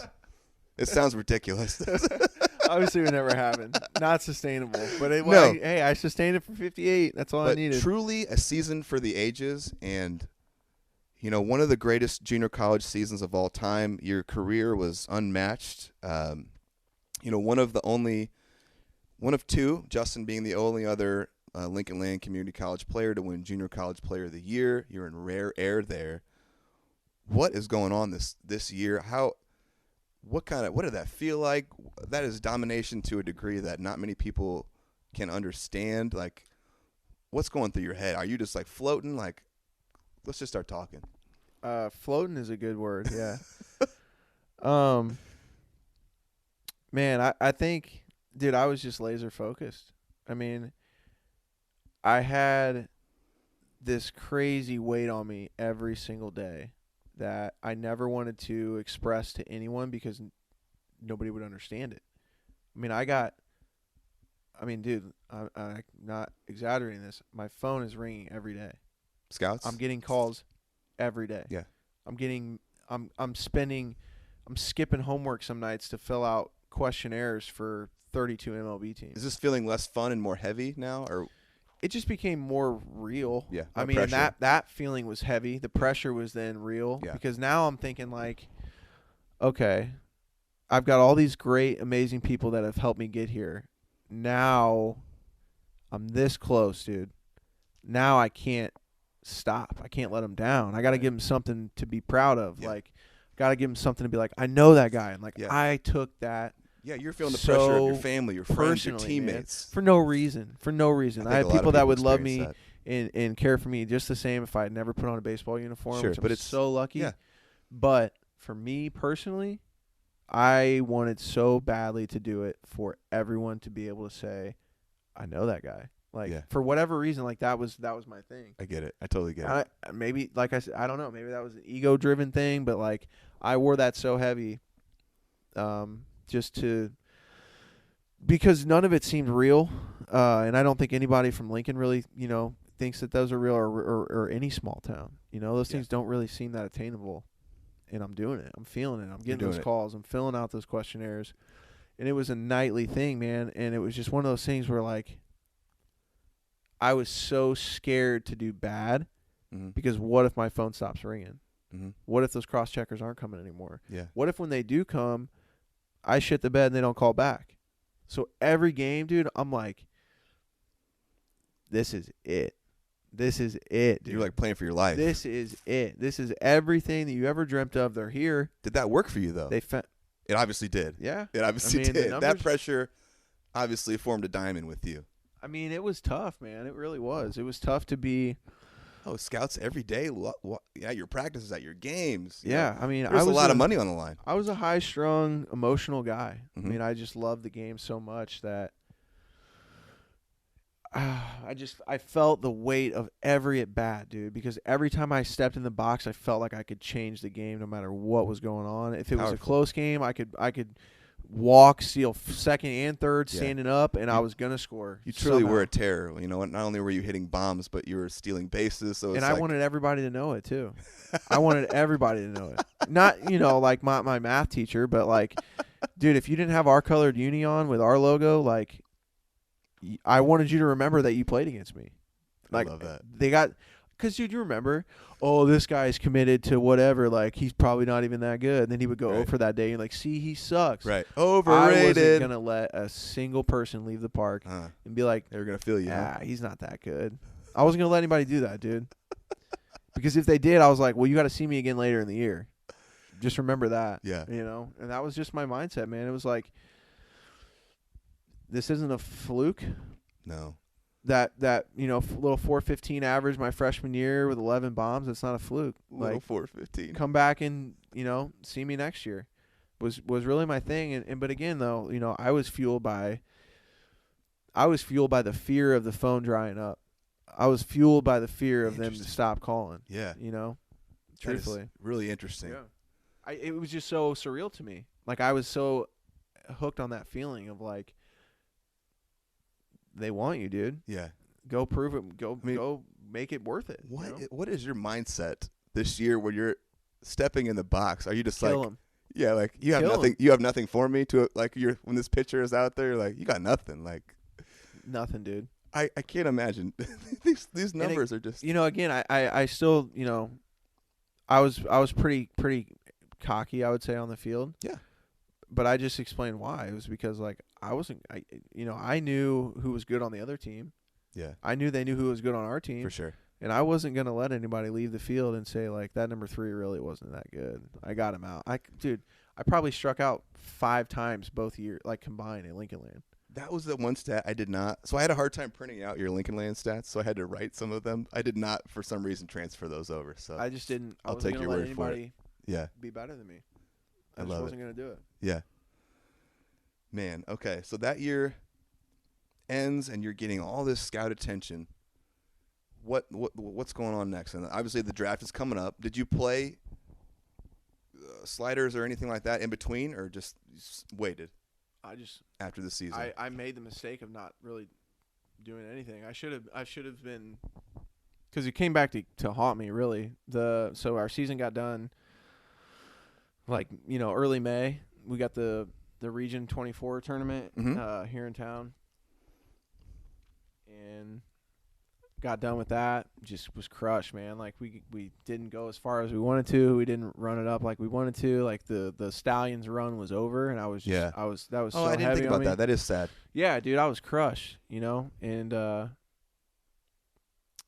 I still worked out, still hit, was laser focused on the draft, just had no expectations whatsoever going into the draft. Like, you didn't know where you were going to be Zero drafted? expectations. I mean, what are you being told? They told me all year. I mean, they started off, This is the inside stuff that people don't know. So please if you could give us some information. Yeah, it was funny, man. It was funny. It was started off like 15 to 20th round. Okay.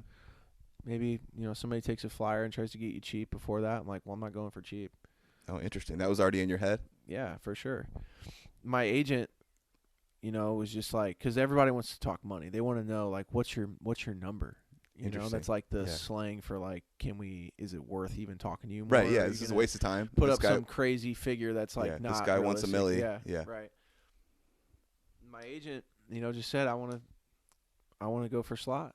I won't consider less than the slotted amount. Right. So each pick, 1 through 8,000 in the MLB draft has a slotted value for what that pick should earn. And they can deviate from that, right? They do. They all deviate. Yeah, right. You'll see a 20th rounder signed for $500,000. But that's what your agent can refer to. Like, this is what they should get. And, if the way that my draft process turned out, if I had better representation, my career is totally different. I firmly believe that. How so? So, I don't know if you want to go straight to draft day or do you want to kind of just get, like little by little? I'm trying to think. It doesn't matter any direction. We can always circle back. Let's just keep going with this direction. They were telling me it started off. I started getting flyer questionnaires. Yeah. Right at the end of the fall, season, they started rolling in. Not rolling in at all. I got one from the Red Sox first. Blair Henry was the scout's name. Cool. He was in on me very early. He was the first one to come to a practice. Mm-hmm. Was the first one to call up the chain of command and get somebody in there, get a cross checker in on me early. And so he never really gave me like a projection type deal. He wasn't like, I think we can get you in this round. But then they started to. So like after I got this agent, the Red Sox reached out to me first. And I think that scout and my agent somehow maybe had like known each other or something. And that's how the agent found me. Mm-hmm.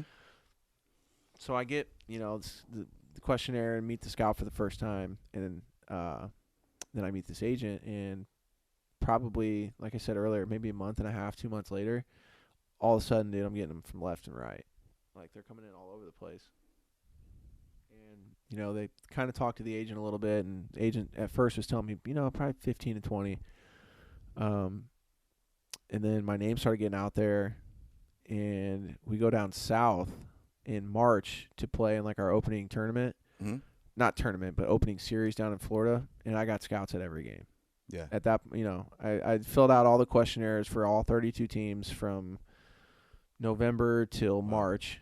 So I was in the pipeline, everybody's pipeline. I'd filled out the actual the MLB official like draft report thing that you've got to fill out and like give your your physical and all that stuff too. I'd filled that out. So I knew I was like, I didn't ever know. I'm going to say no. Like I knew there was a chance I could get drafted. At no point did I ever expect to go in the 6th round. Let me just say that. At no point. Really? Even on draft day, I didn't expect it. It didn't seem real. There was like no way. Yeah. Like I'm not going to allow myself to think this is going to happen just to be that dud that goes in the 40th round. It's seriously a tale as old as time that these scouts, fill your head like you're going top 10 and like you go 30 or you don't get drafted or you sign free agent. Like there's a lot of BS scouts will tell you. Would you agree with that? Yeah, for sure. Yeah.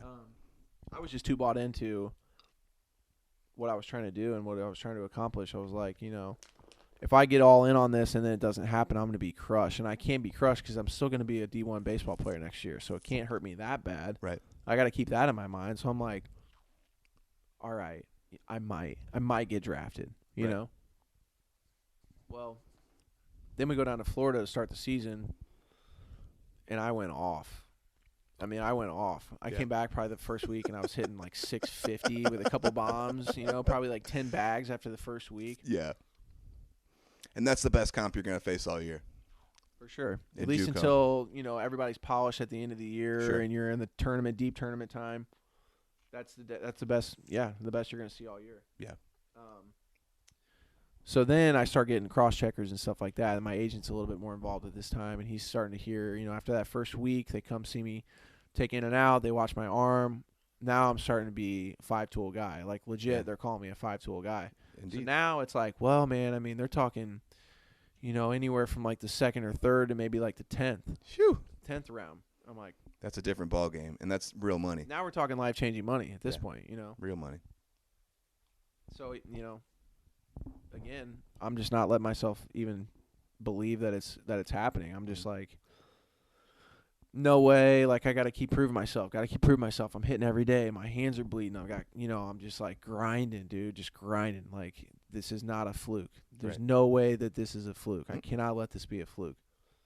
And, as the year goes on, and I'm just lighting it up, dude. And it's like now they're like, you're going to be a 2nd to 5th round pick. Oh my for gosh. Sure. Like, no doubt. And now we're talking hundreds of $1,000s. Yeah. And I'm like, Thousands. no way, man. No shot. That's me. Like, I'm from Lincoln. I'm not getting drafted. Like, just kind of kept using that as, like, stay humble, dude. Stay humble, dude. You're from Lincoln. This isn't going to happen to you. And, yeah, I mean, by the end of it, dude, I had probably 15 to 20 teams national cross-checkers, which is, like, the last straw of, like, you're seriously on their draft board. I mean, I was on it. Majority of the team's draft board. How do you block out that pressure in games when there's just like scouts everywhere and they're not even subtle about it? That's the thing that kills me too, is like they don't care. They'll show up in a freaking Miami Marlins uniform, dude. They'll come with cleats on that say like I'm a scout on the back. That's perfect. They bring like a radar and dude, you don't even pitch. Nobody else on my team's even getting looks from pro teams. Like Ingold was a little bit, you know. Sure. But it was just man, this is going to sound so weird, but I watched a video on YouTube when I was like, dude, probably like sophomore, junior in high school, and it was Evan Longoria, and he was talking about like nerves in game and how to just kind of keep yourself like centered and in the now type deal. And he said that he would always step out and look at the left field foul pole. He would look at the top of the left field foul pole. Center, his He's grounding. like, you can go anywhere in the world. You can play in any stadium, any arena, any field, any whatever, and there's always going to be a top of the left field foul pole. There may not always be the third light on the row of lights on the right field line, but there's always going to be a top of the left field foul pole. So, man, I would literally just step out in between pitches every at bat. Either I was launching the first pitch because I didn't want to hang around because I was just like, let's get this over with. Yeah. Like, these dudes are freaking me out watching me like this. Or I'm like big time inhale, exhale, locked. Like, I'm not even looking at Coach Riggle for signs. I am looking at the top of the left field foul pole. Yeah. And that was just my centerpiece, dude. That was like what just kept me grounded. That's great. Yeah, that's great. I mean, it was just. I heard people talking about like looking at the logo on their bat. Like, there's all kinds of stuff like that. Similar type ways to ground your mind. Can't do that with the pitch clock now. That's why I'm not a fan. But that was my kind of thing. I was like, kind of get centered. Yeah, I love that. Step out. You know it's going to be there. Advice. There weren't many Ofer games. I can't imagine. I don't know that there were any. Were there any games that I didn't get a hit? Seriously. But those one for – because, dude, I mean, there was a good majority of the season where if I don't go 2 for 4, my batting average goes down. That is crazy. For like the first half, maybe 3/4 of the season, if I do go 2 for 4, my batting average goes down. How are you getting pitched? Didn't matter, dude. Didn't matter. Because eventually you're going to probably try and throw one over the plate. You got to. And you're not going to walk me 4 times. I'm the leadoff guy. I'll steal second and third every time. Big Daddy was ready. I didn't miss, man. It was, like Biggie said, it was all a dream. Oh, man. Honestly, though, man, like. That's perfect. I would hit balls that would just not seem real. Like, yeah.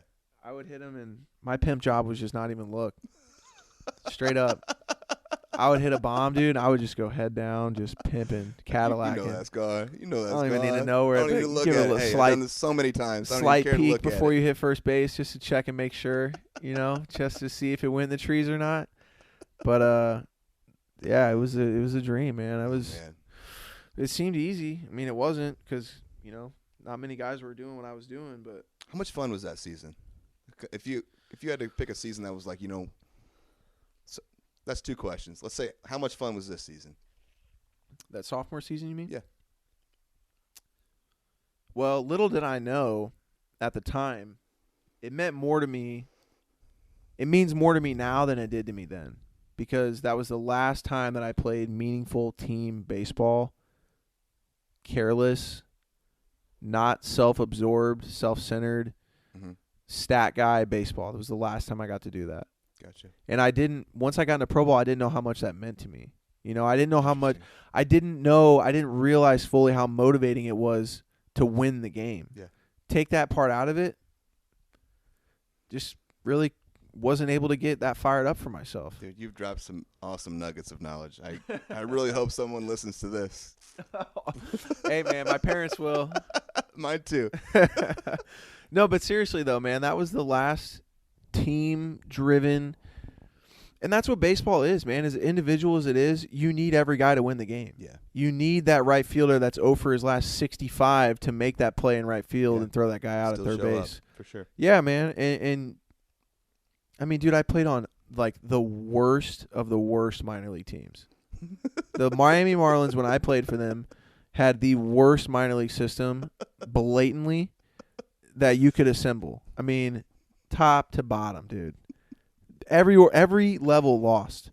Once Yelich and Ozuna and Marisnik and Real Muto, once those guys got into the show, which was my draft year, once they moved up, dude, no level won games. No like shit. they won the ring and AA that year in Jacksonville, and then like we were like 31st, 32nd in everything. Man. Yeah, I mean, just imagine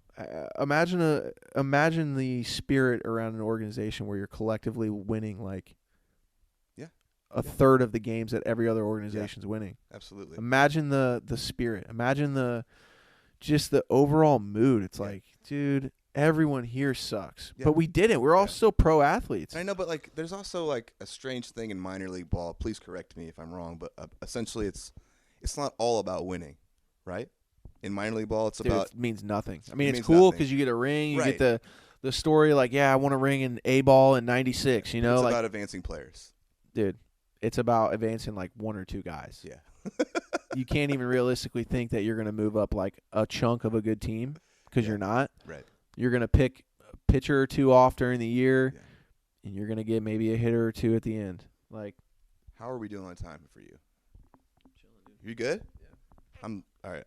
Let's keep rolling then. Well, we can't stop now. Cool. I really want to get to this because I think there's cool shit here. You did some like pre-draft camps and stuff, right? Or go and try out some places. All right. Some of the coolest experiences of my life. Yeah, dude. let's go because I know this is where there's some really cool stories. Yeah, these were. Can you tell us about those? Yeah, I'm just trying to think of the order chronologically here. So I think I did Miami's first. Okay. I went down to Marlins Park. They flew us down, my dad and I. They put us in a hotel. That's so cool. We're in Little Havana. It was you not must that have cool. Feeling like this is some big time real shit. Or no? Yeah. I mean, that was after the season got over. Okay. So instead of like going and playing games, I'm dude traveling.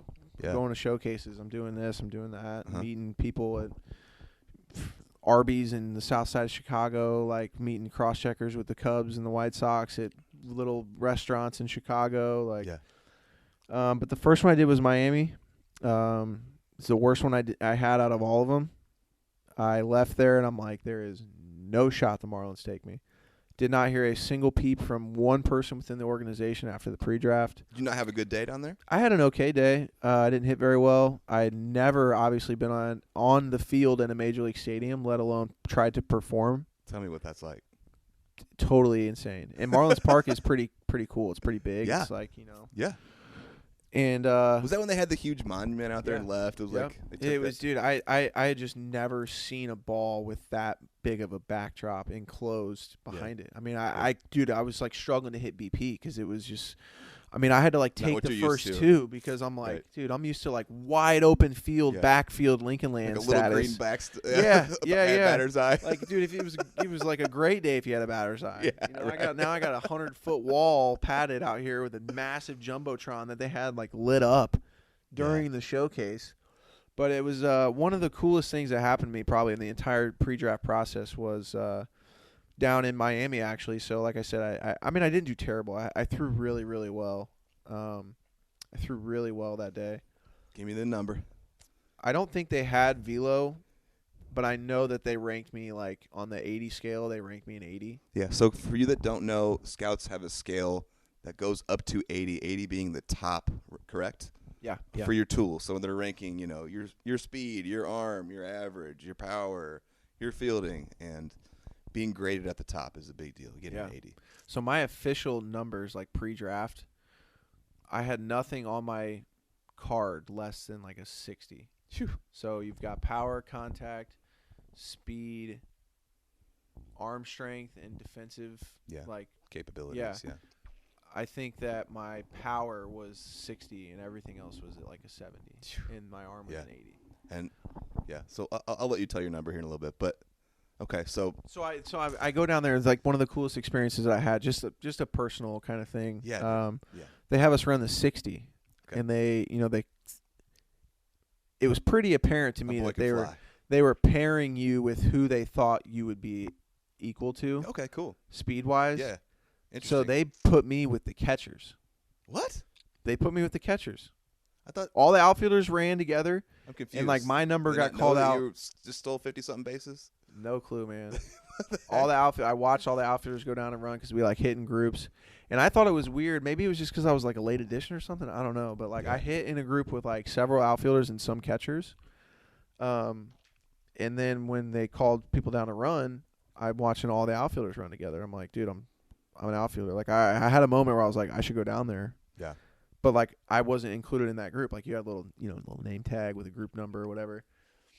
And so I go down with the catchers, and dude, I mean, completely dusted two guys. Like wasn't even close. Like I think my first one was I think I ran like a 6.46, and I was mad.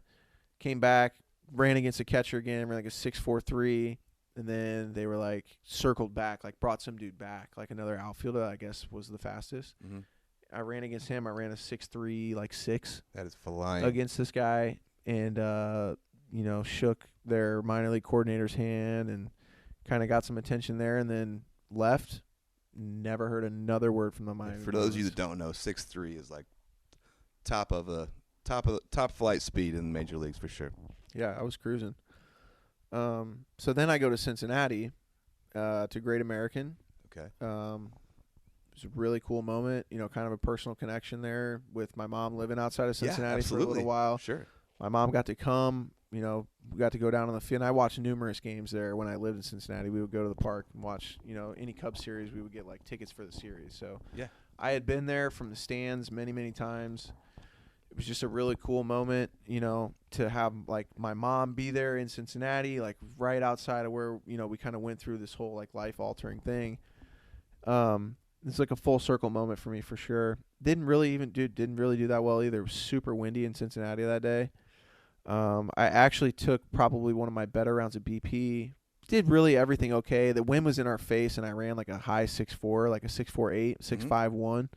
So I was mad about that. Sure. But literally, it was like 30-mile-an-hour winds, like directly from the right field pole to the left field, mm-hmm. and we were running from the left field line past second base. So you're sprinting a wall of wind. But we did live ABs at the end. Interesting. This was the only showcase that I went to that they did live ABs. And, dude, I got lit up. Like, I wasn't sure how you were going to say that. I thought you were about to say I hit a bomb. No, I faced this kid from Appalachian State, man. And he was only like 88, 92. And, dude, I saw a handful of 88, 92 my entire JUCO career. Yeah. Heavy sink, good slider. I mean, dude, just diced me up like 3 times in a row. I'm like, that's not good. Guess I'm not going to be a Red. Yeah. But it was funny because I stayed in really close contact with the Reds. Like, they were still cool with it. They were like, yeah, man, you haven't played in a couple of weeks. Like, we get it. It's cool. Whatever. I'm like, nice. Thank you. Sure. So really what my mindset was in this whole thing was go where my agent felt like I had the quickest, the best opportunity to advance quickly. Interesting. Cincinnati, Miami. Right. Not ended up really strong programs. I did the Cubs as well. That's was the pinnacle of my baseball career. Probably was doing the one at Wrigley. We're getting on that. We're not skipping past that. No, not at all. But yeah, the Cincinnati one was great. So I like I said, personal connection there with my mom. Did okay. Nothing that I was too happy with. No. And then I went to Wrigley. Got invited to Wrigley. The scout who's since passed, Stan Zielinski, was very high on me throughout my entire sophomore season. I talked with Stan and Blair Henry and Derek Lee with the Texas Rangers. Those were the 3 scouts that I was speaking to on a weekly basis. Okay.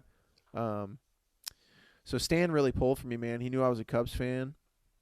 We had met for dinner one time in Springfield, and just him and I, and just sat down, chopped it up for a while, and he could kind of sense my passion. He was obviously, I told him I was a huge Cubs fan. It'd be like such an honor to play for the Cubs, and he was really bought into me as a player. So I go up to Wrigley, and truly, man. Yeah, truly. I'm getting tingles just thinking about this for you. You grew up and a it's Cubs something fan, right? I die hard, man. My dad and I die hard Cubs fans. Gosh.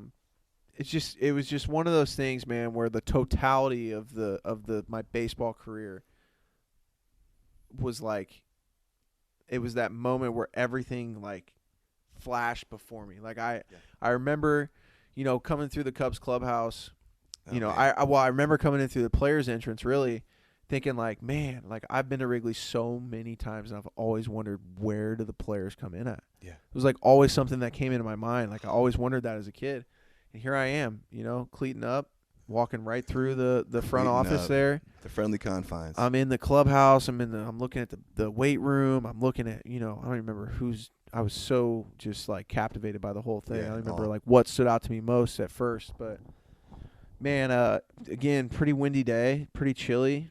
My dad and I got really good tickets to the Cubs game the day before, so got to watch a game from like the 6th row and then go do it the next day. Could you even sleep that night knowing that you were going to do that the next day? It was tough, dude. My dad and I stayed in this really cool hotel in Wrigleyville.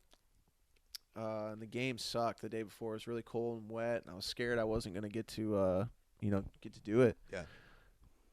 Cleared up. Wind was able to kind of, dry out the outfield and everything, so it all lined up. But man, I just remember like sitting there, put my cleats on in the dugout, like getting ready to walk out, and I had like a lot of my family's from Chicago, and they don't really let like people come into that type of stuff. But like if you're family, like what are they gonna say no? Sure. So they're like, yeah, that's our cousin right there on the field, so we're gonna come in and watch. So I had like my whole family there, dude. All my Chicago crew was up there, and dude, threw so well. I mean, the ball came out of my hand, and it felt like I had thrown a pebble. I mean, it was like the lightest.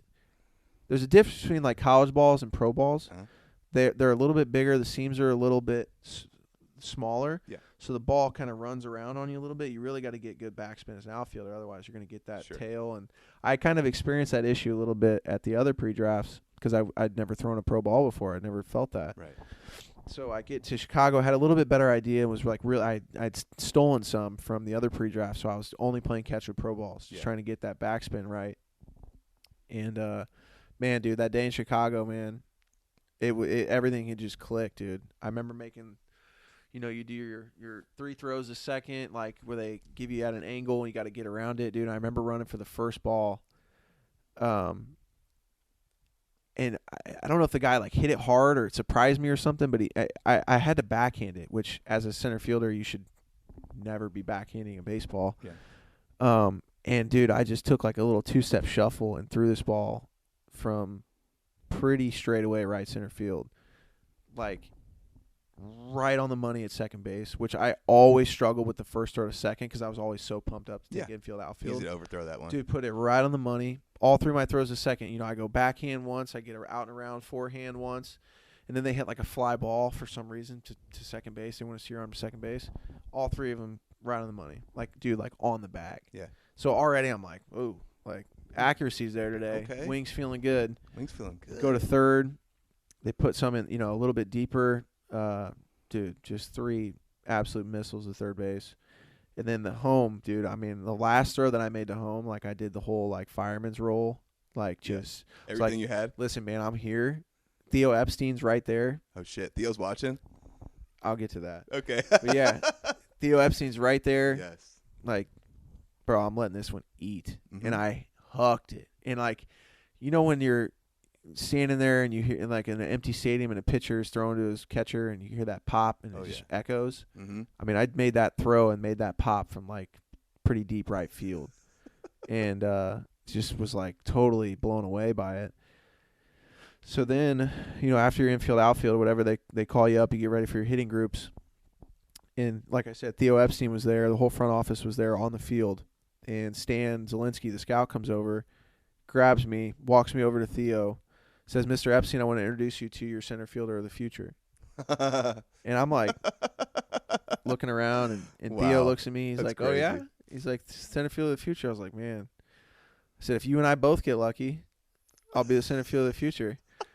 And he's like, "I like to Theo?" Yeah. I said, "If you and I both get lucky, I'll be the center fielder of the future." That is amazing. He laughed. He's like, "I like that." I was like, "Man," "This is incredible, man." I was like, "Thank you for doing this, like for putting this on, for being here." I was like, "This is truly a dream come true."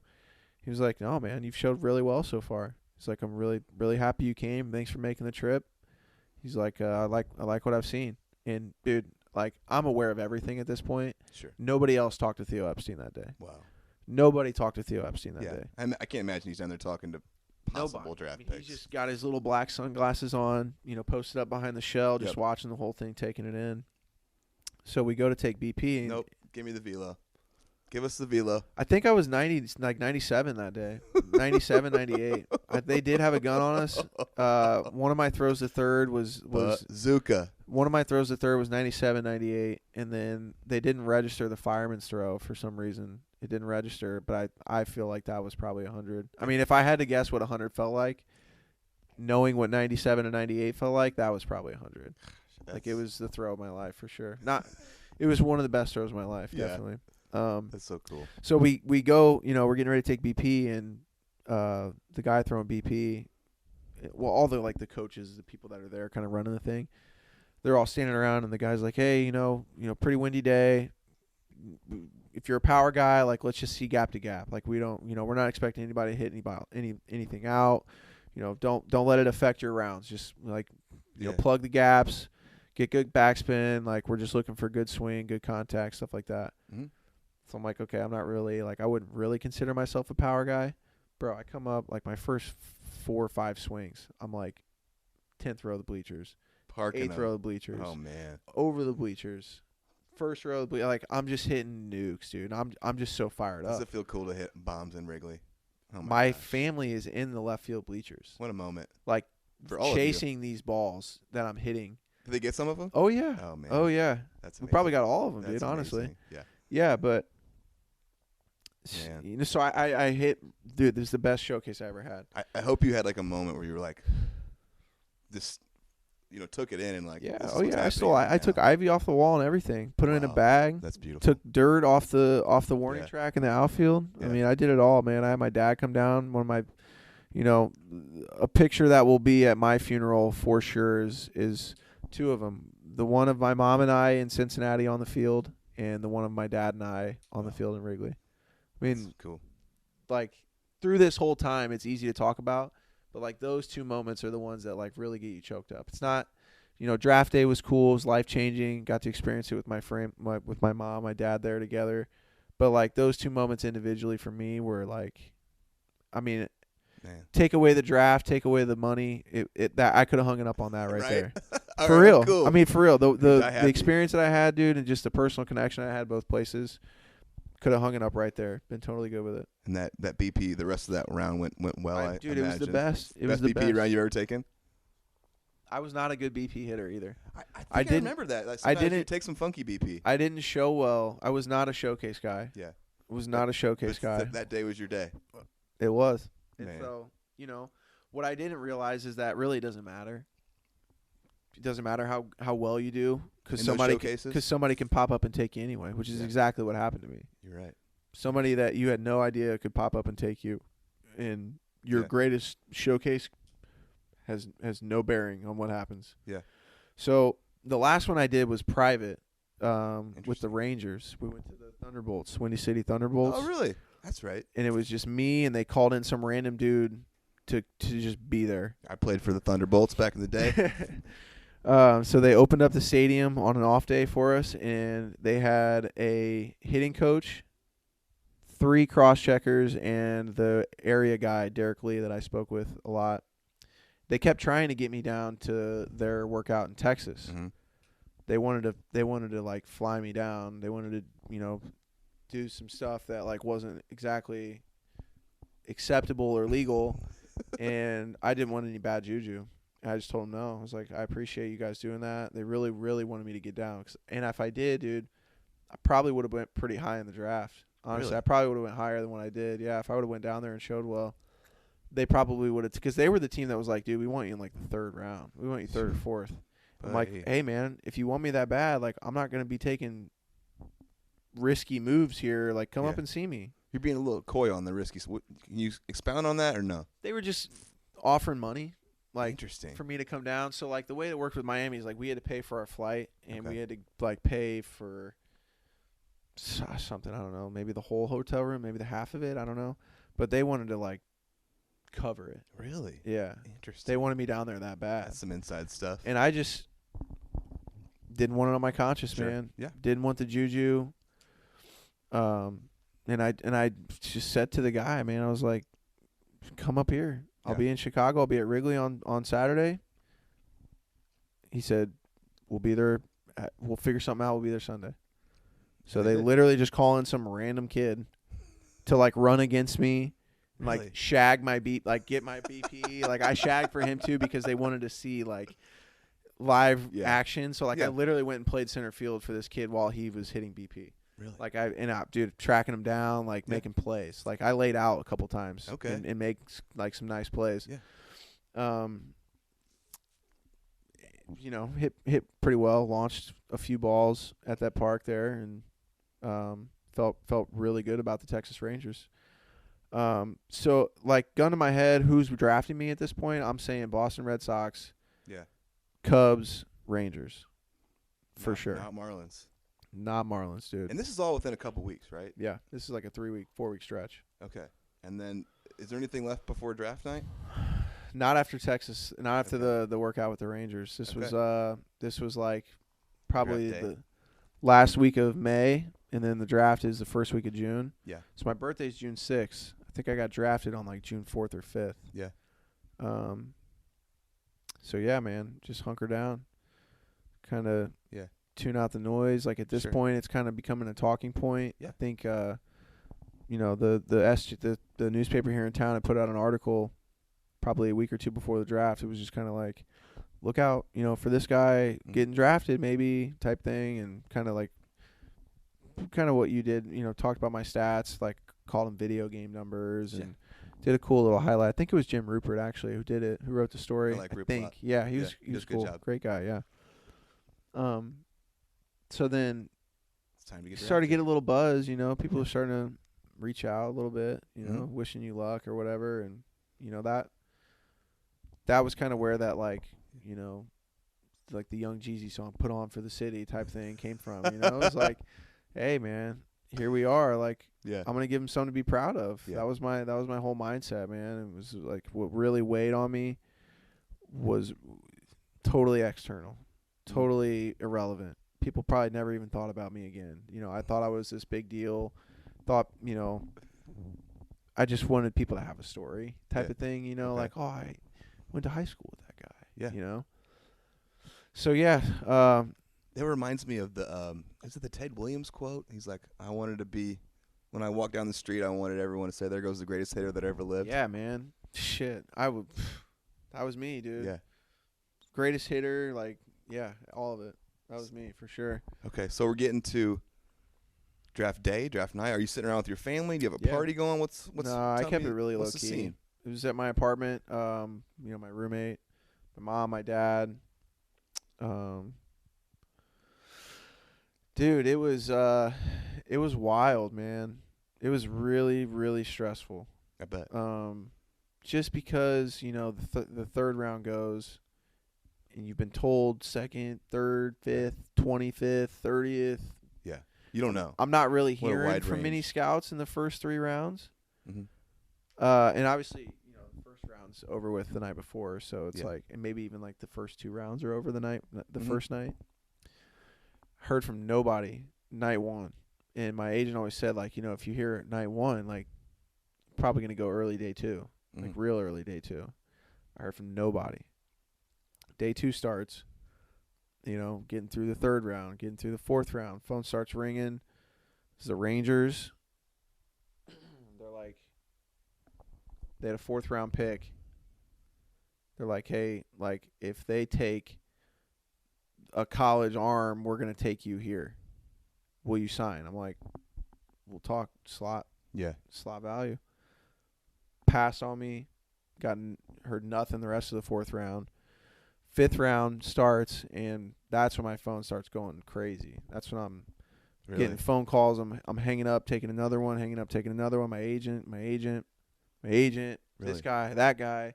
And they're all just asking about signability? Yeah. What's it going to take? What's your number? What's it going to take? Like, let's talk about, you know, slot of value. Was that your default slot? The whole time. Yeah. And again, if I have better representation, they maybe give me a different answer. Maybe I get more money. Yeah.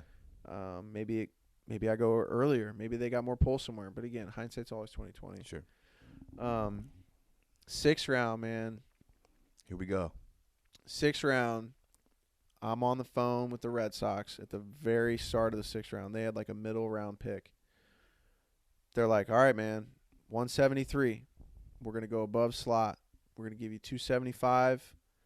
We're going to get you out here within 2 days. Mm-hmm. You're going to break with your short season team. We said we might keep you in rookie ball for a couple weeks since you haven't played. He's like, Jackie Bradley Jr.'s, contract years coming up. Got, some holes to fill in the upper minor leagues. It's like, we got you here, man. Welcome to the team. 173. Pick 169, 170, 171, 172. Miami Marlins select Ryan Aper. I'm like, oh, man. Who? Who picked me? The Marlins. The Marlins? I'm like, I haven't heard from them since before the pre-draft. Not a word.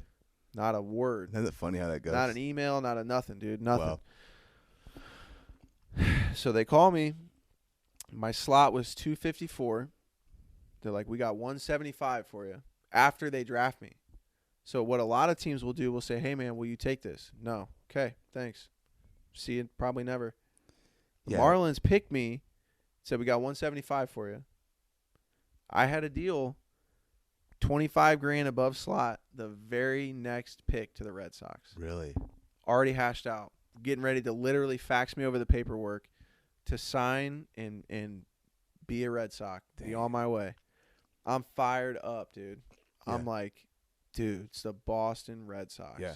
Well, yeah. How sweet is Mookie Betts is balling at the time? I'm like, dude, I want to play with Mookie someday. Yeah. Like, this is going to be nuts. Yeah.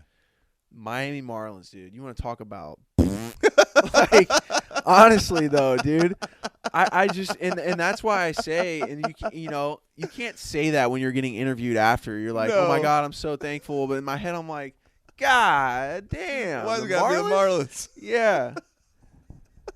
And then they go straight to lowball me, Right. And this is supposed to be life-changing money, and I kind of had in my mind, like, $200,000. Like, that's, yeah, it's life-changing. Then they go 175, and I'm like, dude, right under the cutoff, like, right under what I said was life-changing money. That's your offer. Mm-hmm.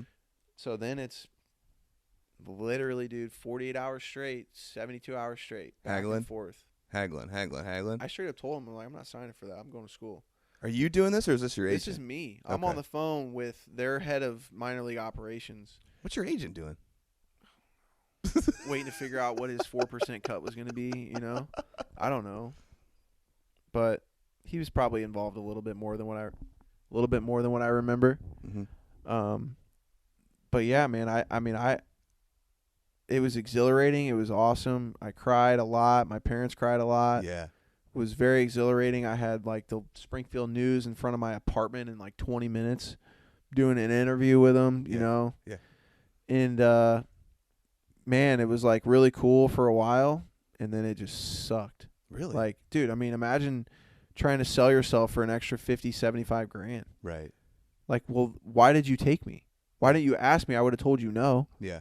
I could have gone I told them so many times I was going the next pick for 275. You can't get close to that. I'm going to school. Meanwhile, I'm like, dude, I don't want to go to school. Right. You don't want to. You're like, what, a 6th-round pick? I don't want to go to school. A 6th-round pick? Right. What do you mean? Like, no 6th-round pick doesn't sign. No. Unless they get lowballed like crazy. So Yeah. then, I'm just haggling, dude. Going to school. Yeah. 205.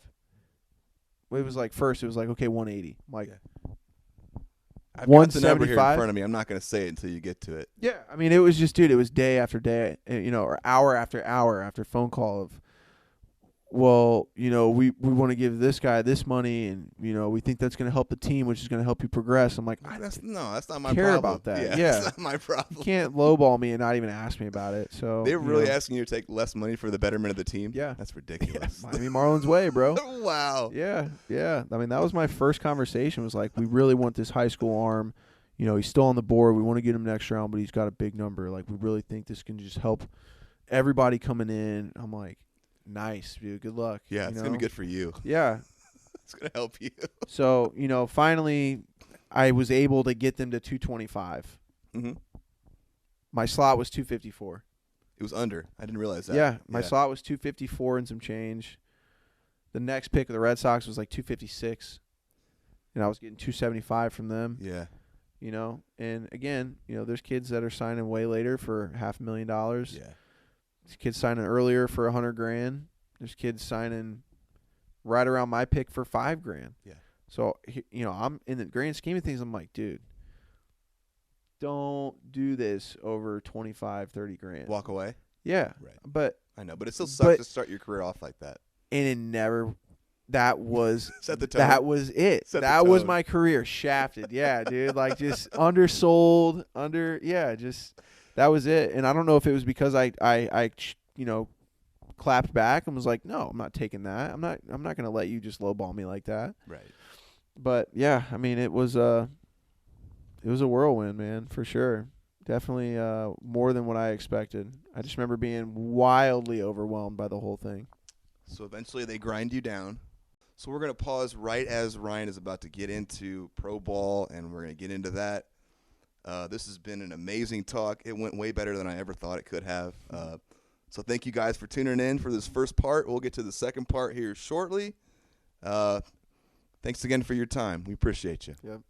All right. We're out.